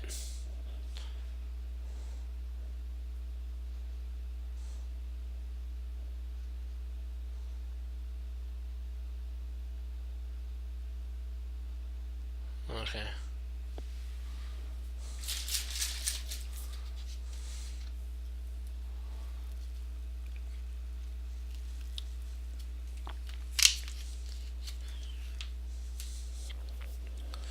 Boy, that was a pretty interesting one. While Play the Grub's doing that, we'll go over the continuation of that line. Now, I'll show you what my idea is, but it's not 100%. It's more of a draw.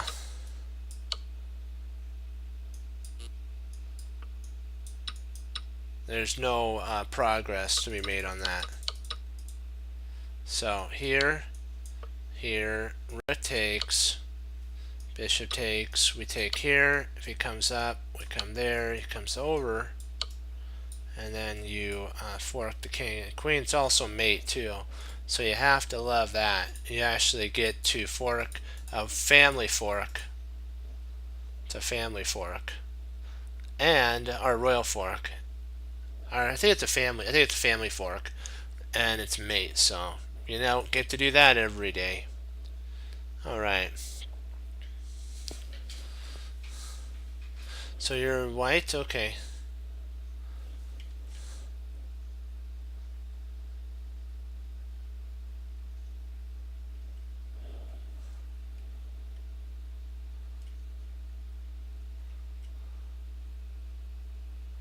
Oh, you're black. Gotcha. You're the side of the board. So you did the Caro-Kann. Yeah, that's Yaz's favorite defense. Yaz Sarah one. A lot of the players at the Karen Cup are also they play a lot of the Caro-Kann moves for black. Susan Pogar, I believe, like the Caro-Kann is the most popular line. Like if your opponent had played this, you have the advanced Caro-Kann, and it's very similar to a London system. So if they play something like this, you can actually set up somewhat of a close to a London system almost. It's kind of that's kind of when I think of the advanced Caro-Kann. Like it's just you have this little thing here. It's kind of like a French. It's kind of like a French defense with the bishop outside the pawn chain, though. Instead of the bishop being inside the pawn chain. Yeah. That's basically what I thought of it as is a better French. You have a bad active bishop in this line. Because the French defense, this would be more of the advanced variation with f4. So I think and it's really weird. It reminds me of a Slav. It's a kind of a mishmash of different openings when that happens. It can transpose into a lot of different things. H4, H6, okay. H5, okay. So you're now this. I gotta tell you, sometimes with this bishop here, you get a pretty good attack because if your opponent, yeah.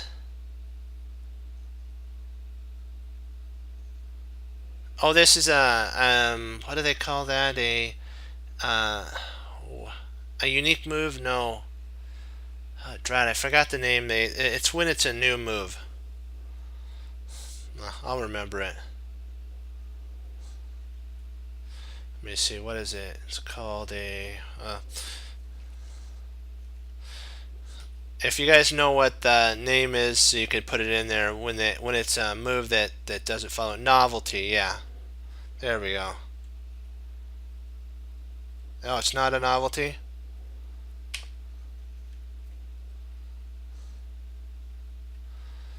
Okay, so F3.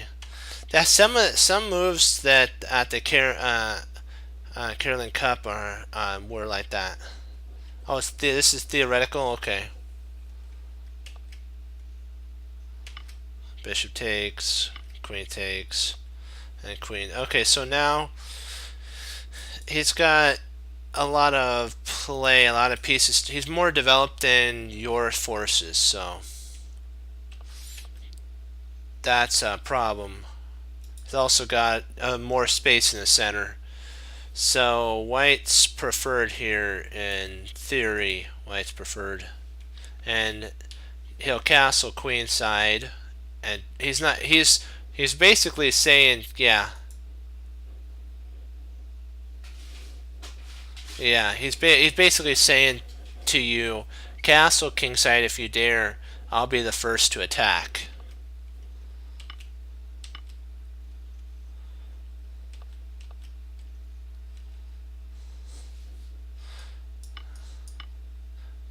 Yes, kind of. So he'll probably play bishop takes here. And then this would be a sweet weakness to take scope on. Probably queen here, castle, queen side, and up we go.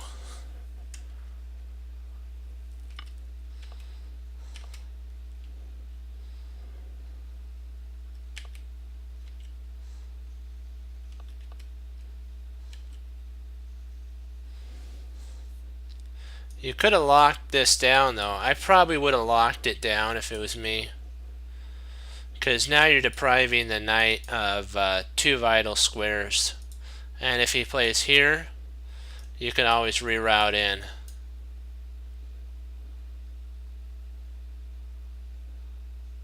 Or reroute via here to there. So you have to remember that about Jeremy Selman's anti-knight maneuvers. The Steinitz's law of depriving knights of outposts. This move here would have deprived your opponent of e5, and you would have. He could have pushed you back. What does the engine say? Okay. I'd say the engine would like that move, but that's just me. Oh, castles. Okay. Castle queenside.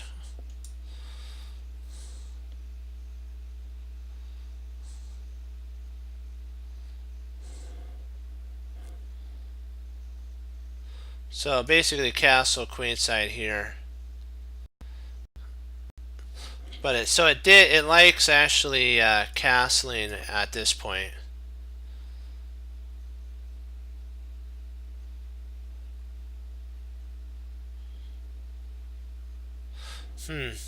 That's interesting. I don't know. I could see the merit with kind of getting some attack going here, but I wouldn't have wanted my opponent to. I understand we're putting pawns on the same color as our bishop. What is the evaluation of queen? Okay, queen f6. Oh, it's a really good one for you. So you did the right move. Great job. So castles. Queen a2, king b8. That holds. Knight to f4. Pawn takes.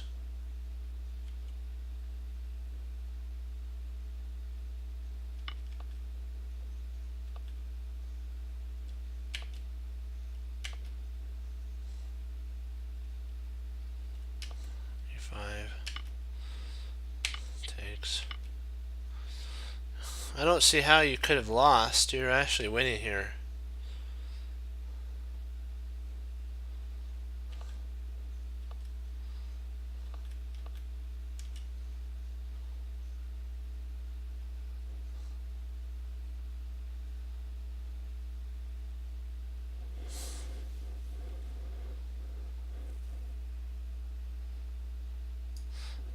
I'm thinking that potentially something like that.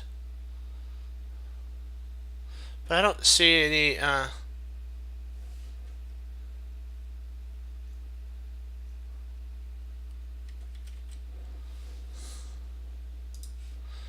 don't.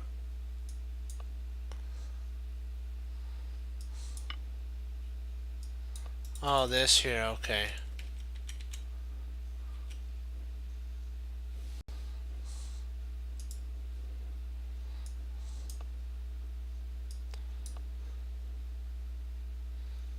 Oh, you can't do that. You'd have to come here.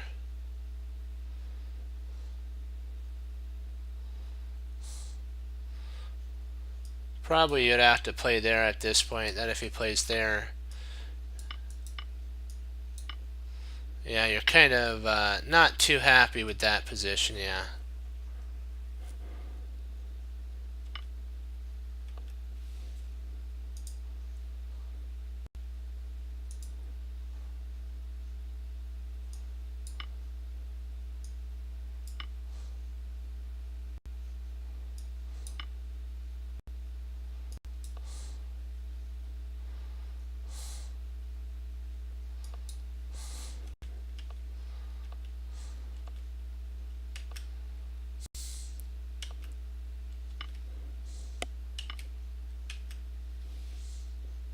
Yeah, that was the move that sunk the cabin. Yeah, or the barge or whatever you want to call it. What type of boat you like?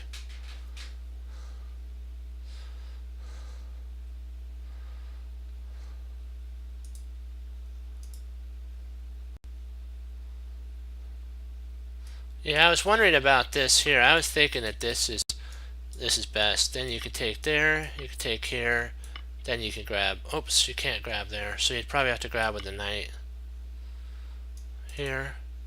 You just take there, rotates, and potentially you have. Oh, you have a bad move there, so you have a not a happy thing going on there. You don't really have to take. You have to. You can play here. Yep. Yeah. Yeah. That's okay, though. You know what? As long as you learn from it and found out why it happened, then you can. Oh, there's Vichy.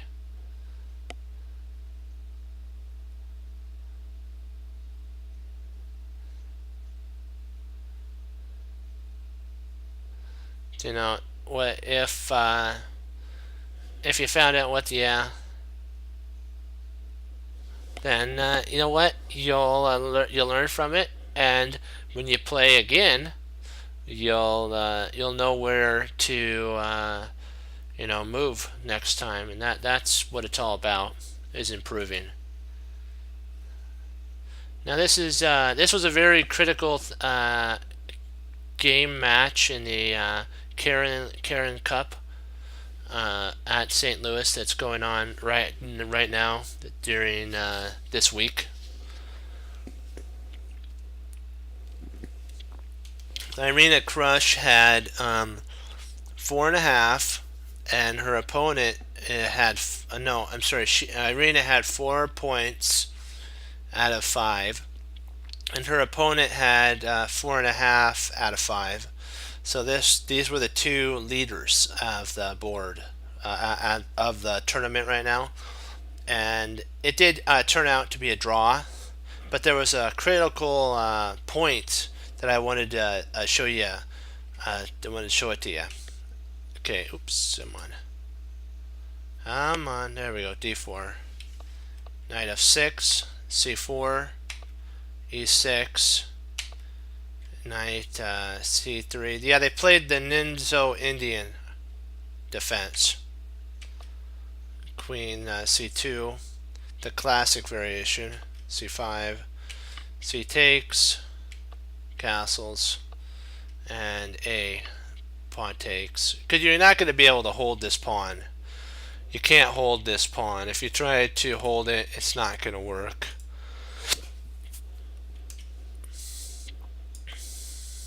Like, you have something like this, and there's no way you're going to be able to hold that. And it's just going to help your opponent to basically hold on.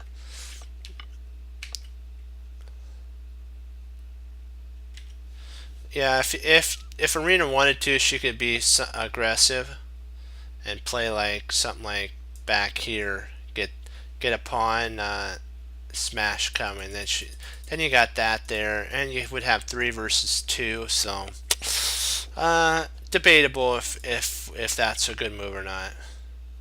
Let's see if it is. I like hyper aggressive moves. Let's see if that's come on. What does the computer think about this?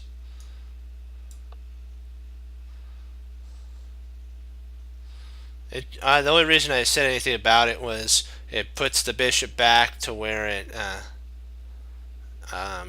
puts it all the way back here, and then you can start developing. But it gives black the initiative, though, because then you have overextended pawns, and you have no basically centralization of your. You have two centralized pieces, but no pawns in the center.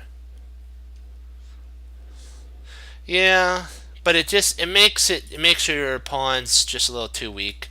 It does allow for the ability of fianchettoing your bishop on b2 though, so give and take. Yeah, you have to give a little to get a lot. sometimes. F. So there's Arena has more development now. She's got all of her pieces developed almost, and I'm not sure at this point if this move wasn't not the best b4. I'm liking b4 in this line. I know that black's castled, and we have the ability to play e3 and basically lock the whole center down. Yeah, this was the somewhat of an idea. And if you thought about taking, this leads to a big time problem here. If you take here, you have a tactic that arises, and now the king's in a world of hurt. So you got to be careful with that tactic. And e3, e2, and in my opinion, I prefer white. I like white better here. I think white's a lot more solid. White has a lot more flexibility in its pieces. All of black's pieces, the majority of them are on the queen side. So in theory, if we have a Capablanca type of game, we can shift really quick all of our pieces to the king side, and potentially we even may be able to have a Harry the H pawn coming up the board. That'd be really nice. H3. Now this is they call this a hook. Yeah, they call this a hook attack. I always think of it a hook pawn. Yeah. Harry. You gotta love it. But this could end up becoming a slight weakness for a big time sore, as they say, a sore thumb. Like if you were hammering and you hit your thumb and it hurts really bad, this could be a really bad sore thumb right there. Because with proper pawn maneuvering, you can chip away at that and then play king h1, king g1, and then have a tremendous pawn onslaught.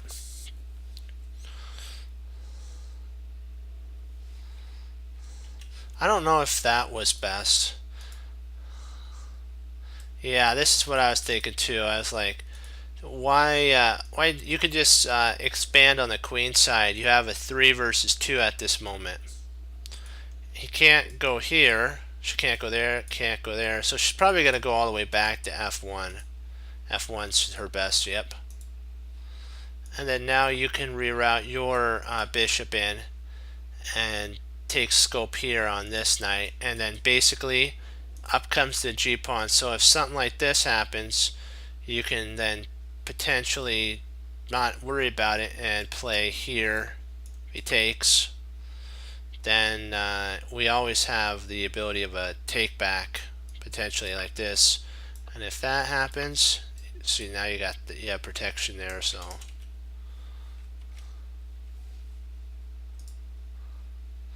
yeah.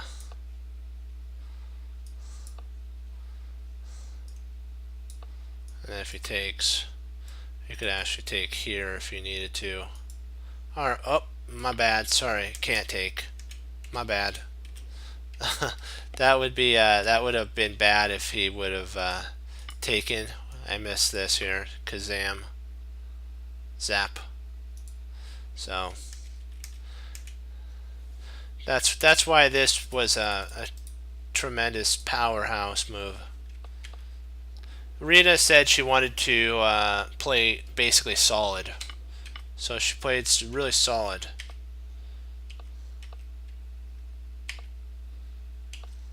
This move was actually the move that was the draw. This move did the draw move. I'm thinking, what did yeah, G3 is what they were talking about, because this allows for basically basically knight to come in via here and maybe get or here or something.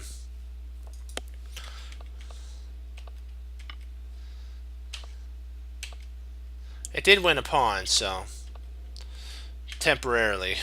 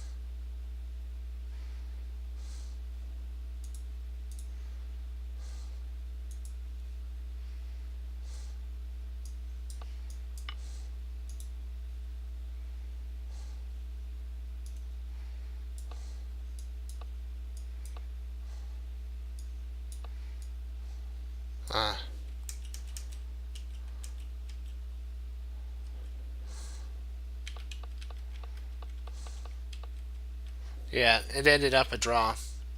Do you have any questions on any of these moves?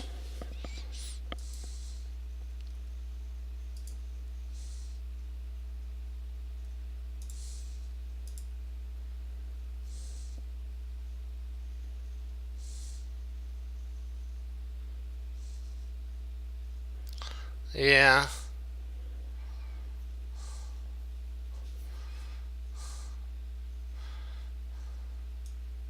But it did set the stage now that Arena is still second, so, and she came in at the bottom. How did the opening go in the first 8 moves? Let's see.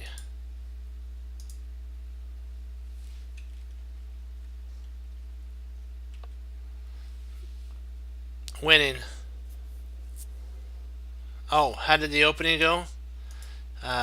King d4, knight f6, c4, e6, knight c3, bishop b4, queen c2, c5, c takes d, castles a3, bishop takes c5, knight f3, b6, bishop f4, and bishop b7. It's about equal. It's equal.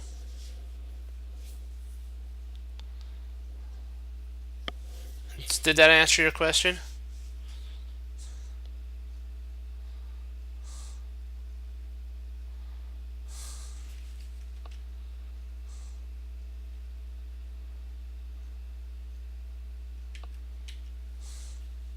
Or were you thinking that about her taking there? That actually, I think, benefits white, though.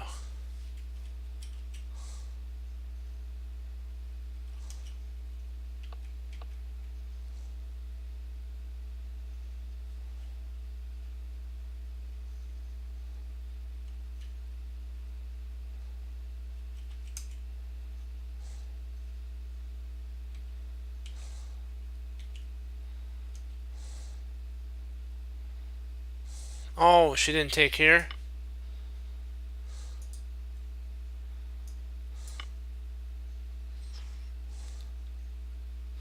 I think, though, that what the problem was, this would be beneficial for white, because now white has a better pawn structure and a majority. I think it's losing if she takes, because she's down a pawn.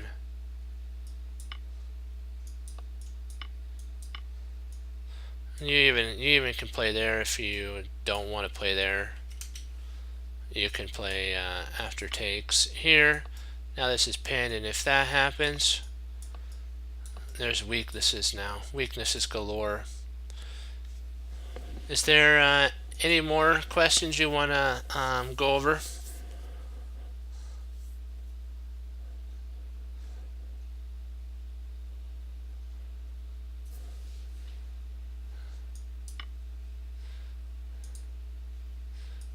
Well, you get tripled. It's actually, I believe it's illusion, because it just makes 3 pawns. Yeah, it's not the. Your pawns end up becoming a weakness. I think this was a similar. This happened in one of the games that Nakamura played. I forgot which one it was, but he had pawns like this, so it was kind of weird. He had like an extra 2 pawns, and it was like, but the 2 pawns were like this. It's like, what do you got to do with that? so, any more questions?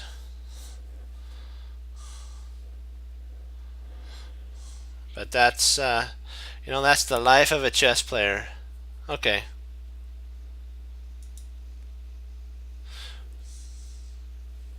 Wanted to thank you all for logging on. You know what? We're doing good. We're starting to rise above it with our understanding and strategy.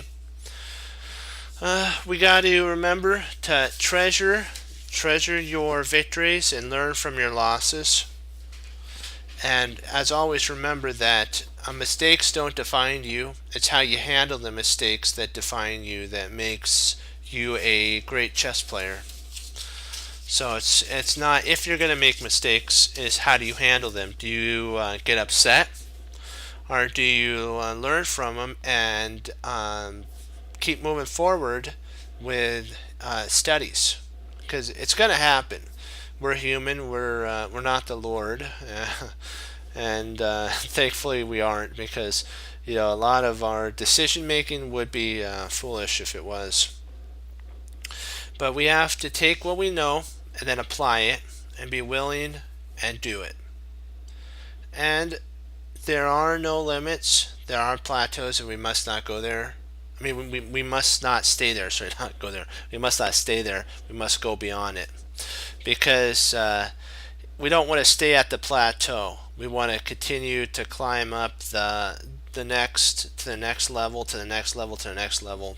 And the only way to do that is to push your mind to the limit, and always involve the Lord in that, because our mind is a very fragile thing, and we got to remember that without proper guidance and proper, basically somebody to lead you, you'll not learn the right way, and it won't turn out very well for you. You'll learn bad habits, and then you'll have to unlearn those habits, and those are hard to unlearn, so you don't want to do that.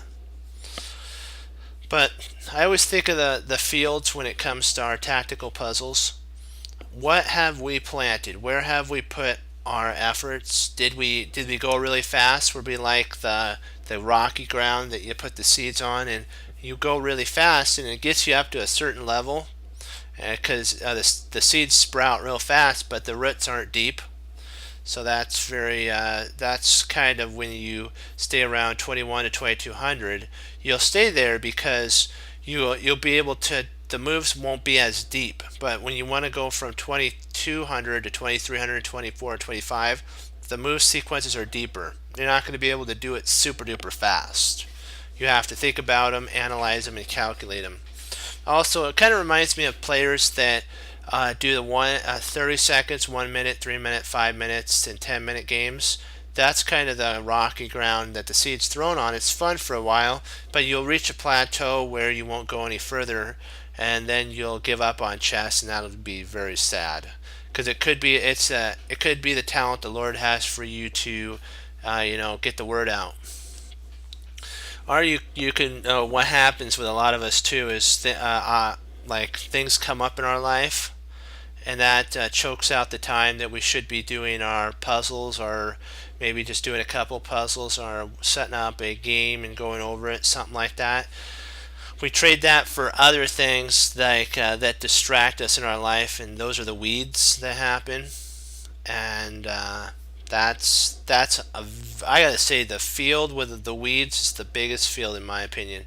There is the wayside that you just throw your talent out there and the strangers come and pick up your talents, but that's very far and few. I believe the weed is more weeded garden is the one that's has more merit to what happens when you are blessed with a talent from the Lord. That we sometimes get distracted and we need to settle our mind down, and that's when you lose a lot of points on the games. Is when you're either moving too fast or you're thinking of other stuff. You bring baggage into the puzzles. You don't want to bring any baggage into your game. And then you get that you're sometimes one of those I don't want to say lucky few, but blessed that can control their emotions through the power of the Lord and their thoughts and all that stuff. And you're able to plant a field, weed it, keep it going, and keep it all healthy. And then it grows. And then when it's harvest time, you get 20%, 40%, 60%, 80%, and maybe even 100% bumper crop. It's all about if we want to take the weeds out of our life. Okay, and that's why we study tactics, is so that we take out those problems that we have, and we get focus, concentration, and we get to use it in our games. We have to keep our eyes on the prize, though, which is victory. And make sure before you move, you see it. Like in Searching for Bobby Fischer, what he told that one gentleman who was playing the role of Ponifini said to Josh when he was looking at the camera at the last round. He says, "Don't move till you see it. Don't move till you see it." And then I remember when he goes, "I don't see it," and he says, "Sorry, Dad." Then he knocks the pieces get knocked off the board, and there's nothing on the board, and then he's looking at it. That's the Jeremy Soman win. Jeremy Soman says, sometimes get back up if you're in a position where it just frustrates you to no end. What you do is you get up, you say to yourself, there's something wrong with this. This is not as strong as it looks. Then you sit back down and you look at it with a new perspective like Josh did, and he found the 12 move sequence. So sometimes we have to change our perspective from fear to confidence, or fear to fearless. So that's you can take the word fear and put fearless on it. It has fear in it, but you're fearless at that point. And I'll leave you with that. And what do we always do? We hang up our coat, we hang up our hat, we sit down and study when most won't. We do, and that makes all the difference. Trust me, it does, my friends. When you put those hours in, and it's like you can be doing this over here, but it's a time waster or a time burner. And your tournament's going to be coming up if you do over the board. Your tournament will be coming up. It's just how will you be prepared or will you not be prepared? That's what my mother, my father, and my family taught me, is that the time will come for you to play, but will you be prepared?